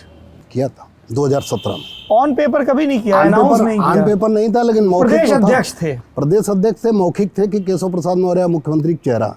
चलो नहीं मान लो प्रदेश अध्यक्ष थे। हाँ, जब प्रदेश अध्यक्ष केशव प्रसाद मौर्य बीजेपी ने बनाया उस समय जब सारी मीडिया चैनल का फुटेज निकाल लीजिए, 14.5% वोट मिलेगा। हाँ, जब केशव देव मौर्य अखिलेश यादव जी के साथ खड़ा होकर वोट ले जा रहा है तब कोई 4% कर रहा है। अच्छा, तो घटा देते हैं सहूलियत के हिसाब से, इसलिए उन्हें मालूम है कि 14.5% कहेंगे तो ज्यादा बार्गेनिंग पावर होगी। अखिलेश जी की सरकार तो आज ही बन जाएगी। हाँ, मैं बार्गेनिंग में विश्वास नहीं रखता। नहीं कर रहे हैं।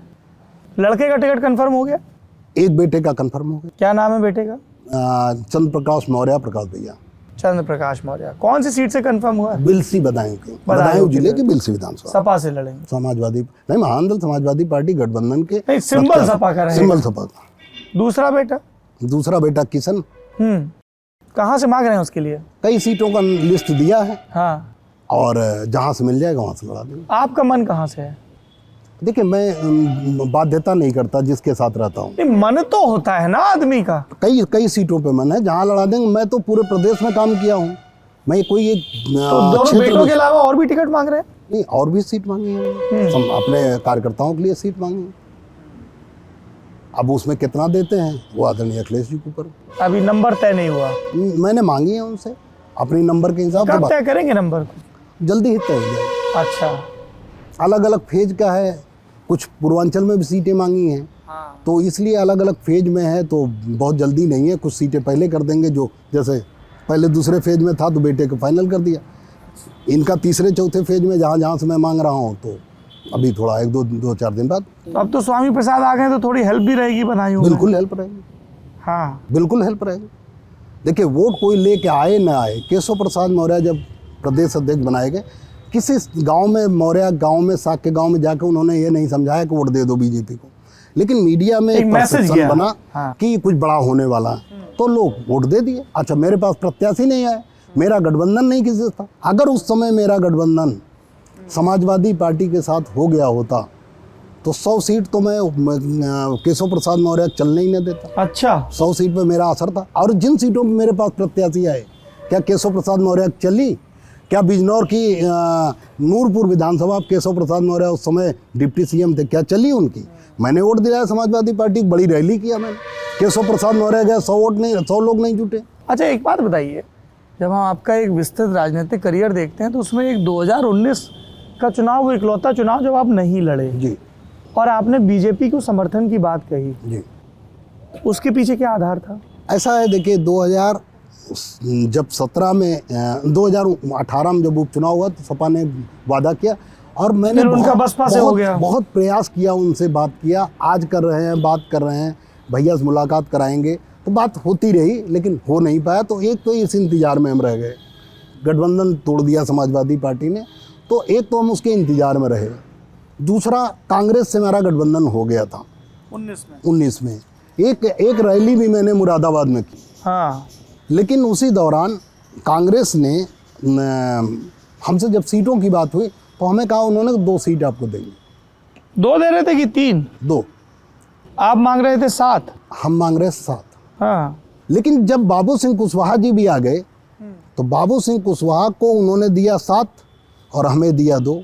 तो हमने कहा योग्यता की भी अगर कदर करते तो मैं अब तक इतना वोट पा गया हूँ, एक बार 7 लाख वोट, एक बार केशव प्रसाद मौर्य प्रकोप के बावजूद 96,000 वोट पा चुका हूँ। मध्य प्रदेश लड़ा, अभी मैं 2 सीट खाली लड़ा, उस पर मुझे 50,000 वोट मिला। बाबू सिंह कुशवाहा को कभी 2,000 वोट से ज़्यादा नहीं मिला आज तक।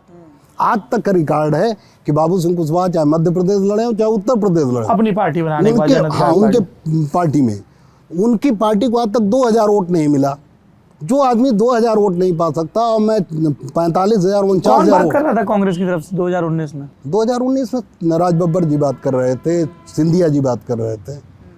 तो उन्होंने कहा, हमने कहा जिसे 2,000 वोट नहीं मिल रहा उसे आप 7 सीट देंगे और मुझे आप 2 देंगे तो समाज में मैसेज गलत नहीं जाएगा। समाज कहेगा। किससे कहा ये? राज बब्बर से? राज बब्बर जी से। मैंने कहा कि अगर इस तरह आप भेदभाव करेंगे, एक ही समाज की 2 पार्टियों को आप कम ज़्यादा देंगे तो भेदभाव मैसेज खराब नहीं जाएगा। अगला ये भी तो कह सकता है कि केशव देव मौर्य पैसे से कमज़ोर है, संगठन उनका कमज़ोर है, तो उन्होंने पैसा मांगा, हमने पैसा दे दिया। बाबू सिंह कुशवाहा ने सीट मांगी, हमने सीट दे दिया। ये मैसेज भी तो खराब हो सकता है। तो इसलिए पैसा मांगते हैं कि आप गठबंधन नहीं, में? मैसेज जा सकता है इस तरह का मैसेज वो खुद दे सकते हैं कांग्रेस वाले। अगर सवाल उठ गया कि एक ही समाज की 2 पार्टी, साक्य सैनी कुशवाहा मौर्य सिंह बाबू सिंह कुशवाहा जी की पार्टी और महानदल की, दोनों में आपने सीट बढ़िया वाली पार्टी जो ज़्यादा वोट पाती है, जो ज़्यादा आपको वोट ट्रांसफ़र कराएगी, उसको आपने 2 सीट दिया और जो कम योग्य थे उन्हें आपने ज़्यादा सीट दिया, तो फिर मैसेज नहीं खराब जाता। तो मैंने कहा कि ये मैसेज सही करिए। तो उन्होंने कहा उनके वाले में से काट के हम आपको दे देंगे। हमने कहा उनका तो आप काट ही नहीं सकते, नहीं समाज में और ख़राब मैसेज जाएगा कि केशव देव मौर्य ने उनकी सीट का। आप कौन सा आप सारी सीट जीत रहे हैं? लोकसभा में वैसे भी कांग्रेस हराओ अभियान चल रहा है, तो दे दो, हमें क्या दिक्कत आ रही? 7 उनको भी दे, 7 हमें दे दो। तो नहीं माने तो हमने छोड़ दिया। फिर ऐसे समय में हमारे पास ना तो प्रत्याशी आ पाए और ना हम प्रत्याशियों को रोके रखे। जो आए उन्हें मना कर दिया, भाई पता नहीं कौन सीट मिलेगी। तो जब हमारे पास कैंडिडेट नहीं थे और सपा बसपा ने हमसे समझौता नहीं किया, तो मैंने कुछ तो करना था, कुछ किया। कौन आया भाजपा से मिलने? कोई नहीं, मैं किसी से नहीं, अपने मन से ही वो घोषणा कर दिए। और मैंने लिख के किया हाँ कि सपा बसपा दलित पिछड़ों के दोस्त हैं, हक हिस्सा इन्हीं से मिलेगा। दलित पिछड़ों को भारतीय जनता पार्टी जब सरकार आएगी, दलित पिछड़े अल्पसंख्यकों को खतरा होगा, नुकसान होगा। लेकिन सपोर्ट भाजपा को लेकिन इसलिए इनको जिताओ कि भाई हिस्सा नहीं देना चाह रहा है। सपा बसपा भाई हैं, लेकिन हिस्सा नहीं देना चाहते, तो वो क्यों खाएं मलाई? हिस्सा दोगे तो मलाई खाओ, नहीं तो जाओ तुम भी और भूखे रहो, हम भी रहेंगे। मैं भाजपा को कभी पसंद नहीं करता, भाजपा की राजनीति को पसंद नहीं। ये तो बड़ा विरोधाभासी है केशव देव जी। विरोधाभासी तो है। आप 19 में कह रहे हैं भाजपा को जिताओ और आप कह रहे हैं पसंद नहीं करते। मैं पसंद कभी नहीं करता। मैंने तब भी कहा कि दलित पिछड़ों के दुश्मन है। मैंने उनको जिताने की बात तो कही, लेकिन कहा कि ये दुश्मन है, दलित पिछड़े अल्पसंख्यकों का दुश्मन है। ये जीत तो जाएंगे, लेकिन ये नुकसान दलित पिछड़ों का ही करेंगे। अच्छा, एक आपका एक पैम्फलेट हमारे हाथ लगा जी 2014 का जी। इसमें आप अपील करते हैं लखनऊ आने की और लिखते हैं, मुझे लगता है अब आपको महानदल की ज़रूरत नहीं, कार्यकर्ता थक हार चुके हैं, मुझे भी कोई मज़ा नहीं आ रहा, मेरी तपस्या को आप समझ नहीं पा रहे, बकरे की जान गई, खाने वालों को स्वाद नहीं। जी। आप महानदल का साथ नहीं दे रहे, इसलिए मैं पार्टी बंद करके दूसरे काम में लगना चाहता हूँ। आने वाले 9 अक्टूबर 2014 को लखनऊ रमाबाई अंबेडकर मैदान में आप सबको राय देने के लिए आमंत्रित कर रहा हूँ। समाज के लोगों की राय से फैसला लिया जाएगा, महानदल आगे चलाया जाए या बंद कर दिया जाए। बिल्कुल। जब 2017 में ये आप ही ने लिखा था? हाँ, मैंने लिखा। ये बड़ा मजेदार लाइन है, बकरे की जान गई, खाने वालों को स्वाद नहीं। मैं सौरभ जी, मैं एक अलग तरह के नेता हूँ जी। मेरे पीछे कुछ नहीं होता, मैं सब कुछ सामने रखता हूँ। हाँ, मैं कुछ पर्दे में नहीं रखता। जैसे आपने सवाल पूछा कि अपने बेटों को सेटल करना चाहते हैं, हाँ। दूसरी दुनिया कोई नेता होता घुमाने लगता। आपने ईमानदारी से मैंने कहा बिल्कुल। हम्म। और हर आदमी आप करोड़पति हैं, बिजनेस है, व्यापार है, पड़ोसी को नहीं दे देंगे, अपने बेटे को देंगे। तो हर आदमी जो मेहनत करता है सबसे पहले अपने परिवार को देखता है। तो मैंने भी मेहनत की, सब कुछ पूरी संपत्ति बेची और राजनीति की, महानदल बनाया। तो दिन रात बेटे संघर्ष किए, पढ़ नहीं पाए, प्राइवेट पढ़े हैं, तो उनका हक नहीं बनता दिन रात जो मेहनत किया। तो कुल मिलाकर जो आज आपने ये पूछा, 2017 में जब केशव प्रसाद मौर्य के तरफ लोगों का रुझान हुआ, कुछ लोगों का, तो उनको मैंने ये मैसेज दिया कि अगर आप लोग नहीं चाहते, पार्टी इसी में खुश हैं कि आप भाजपा में मुख्यमंत्री बना लें, स्वामी प्रसाद मौर्य को सपा में मुख्यमंत्री बना लें, अगर इसी से आप खुश हैं तो मेरी ज़रूरत क्या महान दल बनने की, मैं भी किसी पार्टी में मैं भी चल के मंत्री बन लूँ। तो समाज के लोगों को मैंने मैसेज दिया और मैं मीटिंग करना चाहता था रमाबाई अंबेडकर मैदान में, एक बड़ी रैली करना चाहता था। लेकिन उसी दौरान कोई ऐसी घटना हुई कि रैली रुक गई, रैली नहीं हुई, कुछ ऐसा कारण रहा होगा, क्या हो गया मुझे याद नहीं है, कोई चुनाव का मामला या था या कहीं फंस गए या कहीं कोई ऐसी बात हुई। और तब मैंने दारुल सफ़ा के कार्यकर्ताओं की मीटिंग की दारुल सफ़ा के बी ब्लॉक में, हाल में, और लोगों ने कहा नहीं अभी पार्टी बंद करने की ज़रूरत नहीं, हम सभी लोग साथ हैं। अब प्रत्याशी नहीं आया तो हम लोग किसको वोट देते? सपा बसपा हम जाना नहीं चाहते थे क्योंकि सपा बसपा गठबंधन नहीं करना चाहती महान दल से, इसलिए मजबूरी में बीजेपी में इसलिए गए, चलो बिरादरी कम से कम एक नेता, जहाँ जहाँ प्रत्याशी महान दल का था तहाँ हम लोगों ने वोट दिया और बात भी जायज़ थी, इसलिए फिर हम आगे बढ़ गए और फिर पार्टी चला रहे हैं सपा के साथ गठजोड़ में। बिल्कुल, कुछ झगड़े भी हो रहे हैं सपा के साथ गठजोड़ में। मेरे फर्रुखाबाद में 25 मार्च को तनातनी हो गई, सुना मंच पे चढ़ने को लेके। जी क्या हुआ था? 25 मार्च को एक रैली थी 2021 में, जी 2021 को 25 मार्च 2021 को एक रैली थी विधानसभा स्तर की अमृतपुर में। तो वहाँ जाने पे जिलाध्यक्ष जो नदीम फारूकी जी हैं, जी नदीम अहमद फारूकी, हाँ, उनसे हमारे किसी कार्यकर्ता से आगे बैठने को लेके कुछ विवाद हो गया था। आप लोगों ने उर्मिला राजपूत को मंच पे चढ़ने से रोक दिया नहीं, था? हमारी उसमें ना हमारे कार्यकर्ताओं की गलती ना हमारी, हाँ जो हमें लिस्ट आई फोटो लगाने के पीछे, हाँ चूंकि महान दल की रैली थी, हाँ, जो पीछे होर्डिंग बना उसमें हमने पूछा जिलाध्यक्ष जी से किसकी किसकी होर्डिंग में लगेगी फोटो, तो जिनका उन्होंने फोटो दिया उनका मैंने फोटो लगा दिया, उन्हीं के लिए आगे एक सीट व्यवस्था कर दी। उर्मिला राजपूत का ना तो फोटो आया ना नाम आया, सपा की तरफ से गड़बड़ हुई। तो बाद में नदीम फारूकी जी थोड़ा भड़क गए पदाधिकारी, तो मैंने कहा मैं बैठा हूँ, मुझे बताओ, मैं सब कुछ सही कर दूंगा। तो थोड़ी बातें उनकी तरफ से हो गई हाक टाक, बाद में उन्होंने माफ़ी मांगी, मैं उनके घर चाय पीने गया और आज हमारे अच्छे दोस्त हैं नदीम फारूकी, बढ़िया, और उन्होंने मैं अपने घर बुला के साफा पहनाया, हाँ, सम्मान दिया, मिठाई ये नूरपुर के सरकारी गेस्ट हाउस में क्या हुआ था नवंबर 2021? भारतीय जनता पार्टी के गो सेवा संघ के लोग थे, दारू पी के आए और बड़ा हंगामा किए, हमारी सारी गाड़ी गेस्ट हाउस से निकलवाए, महान दल झंडे वाली गाड़ी गेस्ट हाउस में नहीं रहेगी, मैंने निकलवा दिया। उसका सीसीटीवी फुटेज भी है, लेकिन प्रशासन ने कार्रवाई नहीं किया क्योंकि वो बीजेपी के लोग, अच्छा, और बीजेपी के इशारे पर हमारे साथ बदतमीजी हुई, इसलिए हुई कि वो लोग चाहते थे कि मैं बीजेपी गठबंधन में आऊँ। मेरे यहाँ कई बार बीजेपी के नेता आ चुके हैं, बड़े नेता आ चुके हैं मनाने, और जब मैंने मना कर दिया तो ये बदतमीजी करवाई, तो इनके बदतमीजी से मैं समाजवादी पार्टी न छोड़ने वाला न भाजपा में जाना। एक आपका और बयान सामने आया जी, जिसमें आप स्वामी प्रसाद मौर्य को कठपुतली नेता कह रहे हैं, अभी भी हैं वो कठपुतली नेता या अब नहीं है? अब देखिए वो हमारे घर में है, अब उनकी बुराई कैसे करें। केशव प्रसाद मौर्य कठपुतली नेता, क्योंकि वो अभी घर में नहीं है, हाँ, और अभी गठबंधन नहीं है। हाँ, गठबंधन नहीं। अच्छा, जब सपा गठबंधन नहीं रहेगा तो सवाल पूछिए स्वामी प्रसाद मौर्य के लिए भी बताऊँ, और अखिलेश यादव का भी बता देंगे। नहीं, अखिलेश यादव जी तो अपनी पार्टी के मालिक हैं, और जो एक अपने समाज की एक पार्टी जो प्रतिनिधित्व कर रहा तो हो। आपको लगता है अखिलेश यादव समाज की पार्टी चला रहे हैं? नहीं, सब समाज की प्रतिनिधित्व दे रहे हैं, लेकिन तो आपको कभी मन नहीं हुआ कि हम सिर्फ मौर्य, कुशवाहा, सैनी, शाह के समाज की नहीं, सब समाज की पार्टी चलाएं? तो आपके मन में सब आया? चलाते हैं। मेरे प्रदेश अध्यक्ष शिव कुमार यादव हैं, हाँ, मेरे प्रदेश के महासचिव ठाकुर सुनीत सिंह हैं, निषाद समाज के लोग पदाधिकारी हैं, पाल समाज के लोग नहीं, पर इस पदाधिकारी। पूरी बातचीत में आपने पहली बार जिक्र किया, आप हमेशा सिर्फ समाज की बात कर रहे थे अभी तक। नहीं, देखिए सौरभ जी, ये आदर्श की बात है कि हम सभी समाज की बात करें। पदाधिकारी तो हर पार्टी में, नेता तो हर पार्टी में रहते हैं। जब मैंने 71 सीट लड़ाई थी तो उसमें साक्य सैनी, कुशवाहा मौर्य सबसे कम थे। हर समाज के लोगों को, जाट को मैंने लड़ाया, पटेल को मैंने लड़ाया, पाल को मैंने लड़ाया, सबको लड़ाया। लेकिन ये प्रतिनिधित्व नहीं होता। यथार्थ ये है कि जितनी पार्टियां हैं सब किसी न किसी जाति धर्म के लिए काम करती हैं, और आप खुल के बोल देते हैं। मैं खुल के बोलता हूँ, अंतर इतना। अच्छा, ये बताइए, ये बोलने को लेके बाद में दिक्कत भी हो, जैसे अभी आप अखिलेश यादव के साथ आपकी दोस्ती हो गई, 2013 का आपका बयान है, सपा शासन में प्रदेश की कानून व्यवस्था ध्वस्त, अखिलेश के मुख्यमंत्री रहते प्रदेश में जंगल राज कायम। ये बिल्कुल सच है कि समाजवादी पार्टी की सरकार में विकास तो खूब हुए, लेकिन लॉ एंड ऑर्डर के मामले में समाजवादी पार्टी बसपा से खराब पार्टी।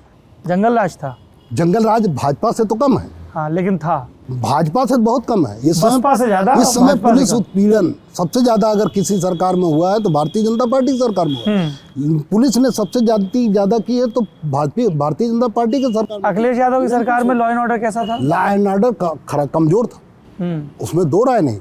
अगर आप बहन जी से मुकाबला करेंगे, बहन जी से अगर तुलना करेंगे तो समाजवादी पार्टी की सरकार का लॉ एंड ऑर्डर बेकार था।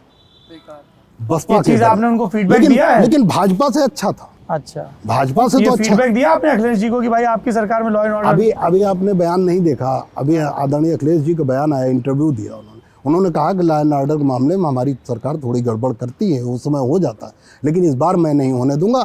और इसीलिए मैंने पिछली सरकार में 100 डायल की व्यवस्था की कि रिस्पांस सिस्टम 10 मिनट में हो जाए, सबको दिक्कत ना आए। तो आने वाले समय में ये मैं जानता हूँ कि वो पुरानी सपा में जरूर था, लेकिन अब आदरणीय अखिलेश यादव जी, अब नहीं होगा। आदरणीय अखिलेश यादव जी पढ़े लिखे व्यक्ति, उन्होंने इसीलिए विदेश में भेजकर उन्होंने 100 डायल की व्यवस्था की, परिकल्पना की और एक इंटरनेशनल स्तर का 100 डायल का ऑफिस बनाया। और वो चाहते थे कि 10 मिनट में रिस्पांस मिले, घर बैठे मिले। और अगर इस बार आएंगे तो इस मुद्दे पर वो काम करेंगे। और उन्हें ये भी एहसास हो गया कि खाली सारे दलित पिछड़ों को जब तक नहीं जोड़ लेंगे तब तक सरकार नहीं बना सकते। तो सबको सम्मान देना भी पड़ेगा। और हम लोग भी बैठे हैं, हम अपने समाज की सुरक्षा के लिए तो बैठे हैं, गठबंधन में इसीलिए तो हैं कि हम अपने समाज की सुरक्षा कर सकें, समाज को सम्मान दिला सकें, हक अधिकार दिला सकें, साक्य सैनिक कुशवाहा मौर्य समाज को नौकरी दिला सकें। केशव देव जी, एक सवाल और है मेरा, लंबी बातचीत हुई, जो कार्यकर्ता अब आपके साथ नहीं हैं जी, या कई जो अभी भी साथ हैं पर सामने नहीं आना चाहते, तो उन्होंने कहा कि पूछिएगा कि चंदे का क्या करते हैं। ये भी इल्ज़ाम लगाया कि कैंडिडेट से आप पैसा लेते हैं, बाकायदा फिगर भी बताया कि पता करो फलाने कैंडिडेट से 24 लाख लिया था कि नहीं, ढिकाने से इतना लिया था कि नहीं। कैसे, ये सही बात है पार्टी चलाने के लिए या कैसे, क्या रहता है? मुझसे ज़्यादा स्ट्रेट फॉरवर्ड नेता आपको नहीं मिलेगा। बिल्कुल खुल के बात कर रहे हैं आप। लेकिन आप एक बात बताएं कि चंदा नहीं लिया जाएगा, मैं समाज से चंदा नहीं लूँगा, बिना चंदा लिए क्या मेरी पार्टी चल जाएगी? बिल्कुल नहीं चलेगी। तो चंदा लूँगा। रैली करता हूँ तो मंच माइक लगता है, उसमें खर्चे नहीं होते, खर्चे नहीं होते। प्रत्याशियों से पैसा लिया तो क्या? प्रत्याशियों से मैंने किसी प्रत्याशी से पैसा नहीं लिया, कभी नहीं लिया। प्रत्याशी से मैंने कभी 1 रुपया नहीं लिया। प्रत्याशी मेरे यहाँ जो बहुत पहले जैसे सालों से मेहनत कर रहे हैं, उन्होंने अगर कुछ कार्यक्रम कराने चाहे, कुछ रैली करानी चाहे तो उन्होंने कराया, उनमें उनका पैसा खर्च हुआ। लेकिन जिससे मैंने पैसा खर्च कराया, जिसको टिकट का वादा किया, मैंने उसका कभी टिकट नहीं काटा। मेरे पास करोड़ों के ऑफर आए, अच्छा, लेकिन मैंने टिकट नहीं काटा। आपको एक टिकट का उदाहरण दे दूं, आप सर्वे कर लीजिएगा जी। मैंने एटा में वजीर यादव जी को टिकट दिया था 2012 में, 20,000 वोट उन्हें मिला, ब्लॉक प्रमुख थे। उस सीट पर एक बसपा से टिकट कट गया, बगल की सीट का अजय यादव जी का। अजय यादव जी को लोग मेरे पास बड़ा ऑफर लेके आए कि वो सीट आप काट के मुझे दे। मैंने कहा मेरे पास वो सीट नहीं है। अजय यादव जी से कहिए कि वजीर यादव जी से टिकट मांग लें, चाहे जैसे ले लें, हाथ जोड़ के ले लें, दबंगई से ले लें, पैसा दे के ले लें, मैं फ्री में सिंबल दे दूंगा। लेकिन मैं वो सीट काट नहीं सकता, मैं बसपा नहीं। मेरे यहाँ सूरज पूरब से निकल सकता है, सूरज पश्चिम से निकल सकता है, लेकिन महान दल का टिकट नहीं कट सकता। अगर एक बार मैंने एक बार कमिटमेंट कर दिया तो मैं किसी का टिकट नहीं काटता। क्योंकि एक बार वो लड्डू बांट लिया, मुर्गा खा लिया, दावत करा दिया और प्रत्याशी बन के हाथ जोड़ लिया, उसका टिकट काट दिया, उसकी बेइज्जती नहीं होती। वो इंसान नहीं है। मैं इस मामले में बसपा का बड़ा विरोधी हूँ। बसपा के विरोधी हैं इस मामले में? 2017 में तो आप उसी बसपा में जाने की तैयारी कर रहे थे।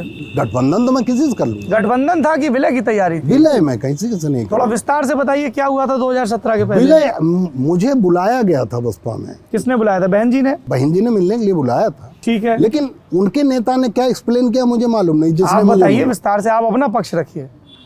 एक नेता ने मुझे जो है, मुझे नाम नहीं उनका याद है, उन्होंने कहा कि बहन जी मिलना चाहते हैं।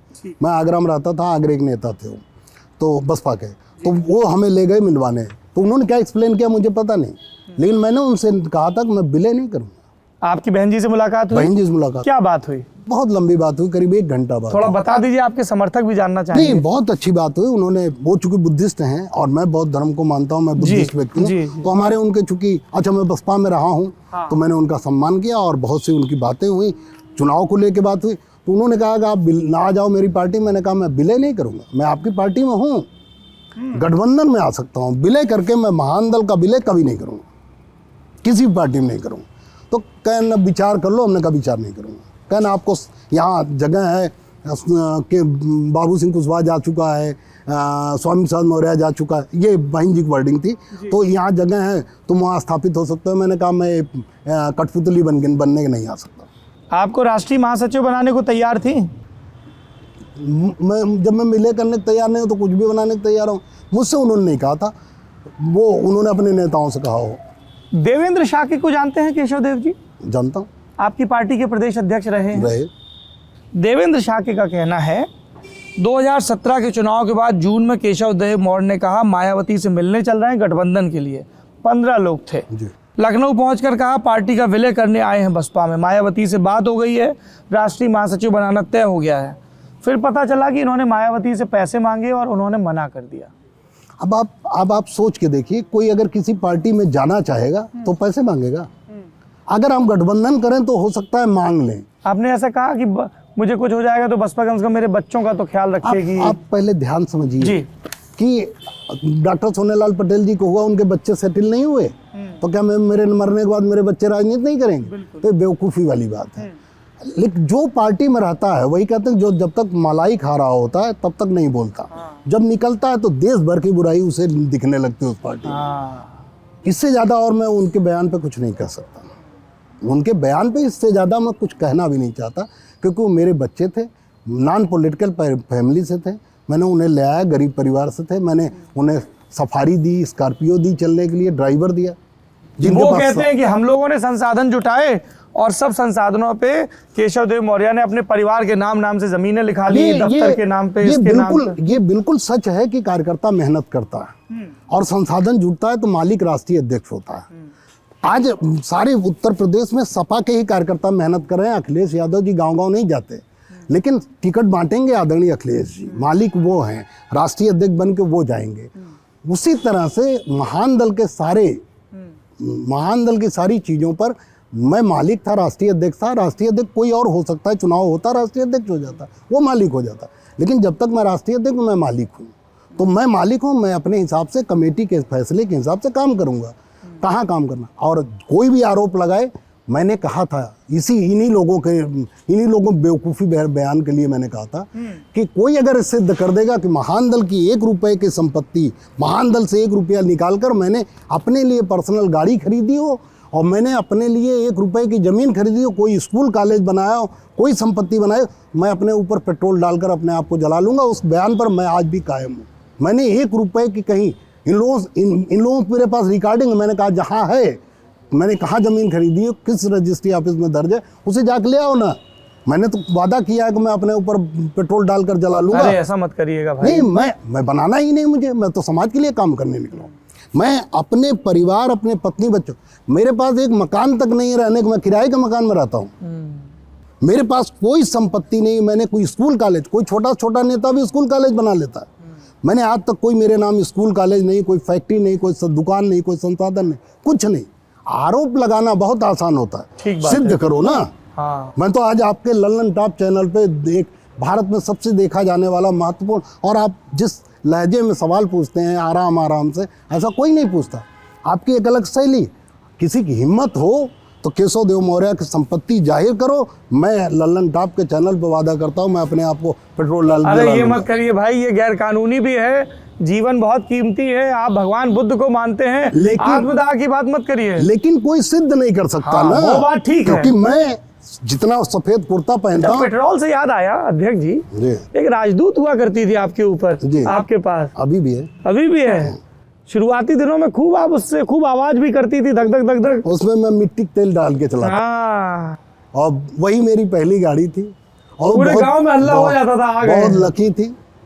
और मेरे 2 डाग थे, वो जब मैं मुड़ता था, मंदिर था मेरे बगल में, वहाँ 1 किलोमीटर मुड़ता था तभी डाग अलर्ट हो जाते थे उसकी आवाज़ कुत्ते से। भौंकने लगते थे। मेरे परिवार को पता लग जाता था, गेट खुल जाता था मेरा कि आ गए हैं। और रात में मैं बहुत लेट आता था, 12 बजे 1 बजे। और रात में मैं जब भी आता था, ठंडी हो गर्मी हो बरसात, बिना नहाए घर में घुसता नहीं था, अच्छा। क्योंकि कहाँ से उठ बैठ के आ रहा हूँ। उस समय मैं कब्र अल्लाह जलाने के लिए, कोई मर गया वहाँ जाता था, घाट पे, अस्पताल में जाता था, लोगों की सेवा करता था। शुरुआती दौर में बहुत मेहनत की। और मैं कभी भी मैंने मफलर कान में नहीं बांधा, टोपी हेलमेट नहीं। कभी नहीं पहना, सर्दी हो चाहे गर्मी हो। हेलमेट तो पहन लिया करिए। नहीं, आप पहनता हूँ। आप अब पहनते मैं हैं। गाड़ियों से चलता हूँ सीट बेल्ट लगा के। बढ़िया। लेकिन उस जमाने में मुझे सर्दी नहीं लगती थी, चाहे कोहरा पड़ रहा हो, मैं 200 किलोमीटर मोटरसाइकिल चला जाता बिना कान बांधे, नियम संयम से रहे। नियम से। आज भी मुझे कोई बीमारी नहीं। चलिए, आप स्वस्थ रहें। और ये एकदम मस्त। पेट्रोल की बात मत किया करिए। नहीं, मैं जितना सफ़ेद कुर्ता पहनता हूँ सौरभ जी, उतना ही सफ़ेद मैं हूँ। मैं कोई बात छिपाता नहीं। आप कोई सवाल पूछ। बस लेकिन जितने आपके पार्टी से निकल गए लोग, वो बहुत कथाएं सुना देते हैं। आज स्वामी प्रसाद मौर्य जी बीजेपी से आए हैं, हाँ, तो क्या वो बीजेपी गुणगान करेंगे? आज स्वामी वही प्रसाद चक्कर है। बसपा से निकल के आए थे तो क्या गुणगान किया बहन जी के? और जब थे तो बहन जी सबसे पहले लपक के पैर छूते थे, आप मंच पर देख लीजिए। हाँ, तो जब आप पार्टी में होते हो, अभी ये वापस बसपा में चले जाएंगे, फिर बहन जी के पैर छुएंगे, कहेंगे हम तो घर वापसी कर लिए। तो ये राजनीति का चरित्र है, और मैं इस चरित्र से बाहर हूँ। आप तो अब बसपा में नहीं जाएंगे, मैं किसी भी पार्टी से गठबंधन अपनी कर सकता पार्टी हूँ। रखेंगे। मैं महान दल का राष्ट्रीय अध्यक्ष हूँ। महान दल मेरे जीवन भर रहेगा। गठबंधन किसी से हो सकता है, गठबंधन। गठबंधन के लिए किसी को। चलिए केशव देव जी, आपने इतना समय दिया, बहुत बहुत धन्यवाद आपका। कू ऐप के साथ हमारा पार्टनरशिप है जी। तो उस पर कुछ सवाल पूछे गए हैं, 2 वो मैं पूछ लेता हूं और उसके बाद मैं इजाज़त चाहूँगा। एक सवाल मुझे भी आपसे पूछना है। आप बिल्कुल पूछ लीजिएगा मुझसे। ये लल्लन टॉप आपने नाम क्यों रखा? लल्लन टॉप का अर्थ, हम तो कानपुर में पढ़े उरई के रहने वाले हैं, तो लल्लन टॉप, और पूर्वांचल में भी आपने ये शब्द खूब सुना होगा कि कोई बड़ा देसी हो और काम में बड़ा अच्छा हो, उसको अपने देसी होने पे शर्म ना हो। मैं पूर्वांचल का हूँ। हाँ। और ये शब्द वहीं का है। हाँ। और आप जालौन गए, इसलिए मैंने पूछा कि आप पूर्वांचल शब्द कैसे लाए। अरे वो यहाँ कानपुर में भी चलता है लल्लन टॉप। हाँ, जो सबसे पूर्वांचल में जो सबसे तेज हो, हाँ, चरित्र का मजबूत हो, हाँ। और बढ़िया हो, और उसे लल्लन टॉप कहते हैं। हाँ, बिल्कुल सही सुना है आपने। और जानते हैं, एक और चीज मैं मानता हूँ जी। कि जिस चीज का नाम ऐसा हो जो जबान पे चढ़ जाए, हाँ। वो बड़ी जल्दी फेमस हो जाता है। इसीलिए मैंने नाम अपना महान दल रखा। अच्छा, छोटा सा रहेगा, किसी को और कुछ याद ना हो, महान दल याद सम्राट अशोक महान से प्रेरित होकर रखा क्या? था। लेकिन महान दल इसलिए छोटा सा नाम रखा, सम्राट उमराट नहीं लगाया, कि छोटा नाम जल्दी जबान पे चढ़ जाता है। जैसे आप अरे देखिए, आप तो मार्केटिंग में भी स्किल्ड हैं। आप देखिए ध्यान से कि आदरणीय अखिलेश यादव जी सारी पार्टियों का जब नाम लेते हैं तो संजय चौहान जी की पार्टी का नाम आज तक नहीं ले पाए हो। हाँ, वो उनको संजय चौहान कह देते हैं, ओम प्रकाश राजभर को ओम प्रकाश राजभर कह देते हैं उनके। लेकिन महान दल का नाम लेते समय मेरा नाम नहीं लेते, वो महान दल लेते हैं। क्यों? उन्हें महान दल जल्दी चढ़ जाता है, मेरा नाम बल्कि उन्हें गड़बड़ा जाते हैं। केशव प्रसाद बोले केशव देव मौर्य। अच्छा, गड़बड़ा जाते हैं, नहीं, करेक्ट करना पड़ता है। करेक्ट करना पड़ता है। चलिए, ये कू ऐप पे सवाल है, रमन का सवाल है। आपके ऊपर पार्टी के अंदर और बाहर धांधली का आरोप लगता है। कहा जाता है आप पार्टी कार्यकर्ताओं का पैसा हजम कर जाते हैं, मोटरसाइकिलें ले ली पार्टी के नाम पर, बेटे की शादी करा दी पार्टी के पैसे से। रमन जी, वैसे तो नेताओं के ऊपर धांधली के आरोप सब पे लगते रहते हैं, कोई नेता ऐसा नहीं जिसके ऊपर और आरोप नहीं लगे, लेकिन ये सारे आरोप निराधार है। रही मोटरसाइकिल जितनी भी हैं महान दल में, 150 से ज़्यादा हैं, वो सब महान दल के नाम पे, और मेरे यूज में एक भी नहीं, सब कार्यकर्ताओं के यूज में। स्कॉर्पियो है, सफारी है, पार्टी के पदाधिकारी बड़े कैसे चलेंगे, प्रदेश अध्यक्ष कैसे चलेंगे, उन सब के लिए है सब। लेकिन महान दल के नाम, मेरे नाम से, मेरे परिवार के नाम से कोई भी गाड़ी नहीं है, और कोई भी, मैंने तो अभी आपसे वादा आपके सामने कहा कि मेरे नाम कोई भी संपत्ति नहीं है, और कोई सिद्ध कर देगा कि मेरे नाम संपत्ति है तो मैं आप दोबारा नहीं कहना चाहता। हाँ, लेकिन कोई सिद्ध नहीं कर सकता। पूजा साहनी का सवाल है कि केशव देव मौर्य खुल के क्यों नहीं कह रहे हैं कि अखिलेश यादव को पार्टी दे दी है, शर्तें क्यों नहीं बता रहे? क्योंकि जब सिंबल ही नहीं है तो विलय मान लिया जाएगा। नहीं, पूजा साहनी जी को सबसे बढ़िया उदाहरण अपने निषाद जी का लेना चाहिए। संजय निषाद के बेटे लड़े थे समाजवादी पार्टी के सिंबल पे पहला चुनाव, बाई इलेक्शन, और कहाँ हैं? आज वो समाजवादी में। पार्टी के साथ हैं क्या? नहीं। तो समाजवादी पार्टी का सिंबल यूज करने से हम समाजवादी पार्टी में विलय नहीं कर लेंगे। हमारा अपना झंडा है, महान दल है, और अगर विलय हो गया होता तो महान दल शब्द खत्म हो गया हो। हाँ, मेंशन तो किया जाता है। बिल्कुल। चलिए, जमघट में ये बातचीत यहीं पर रुकती है। इस पूरी बातचीत के बारे में आपकी जो भी राय हो कमेंट बॉक्स में जरूर बताइए।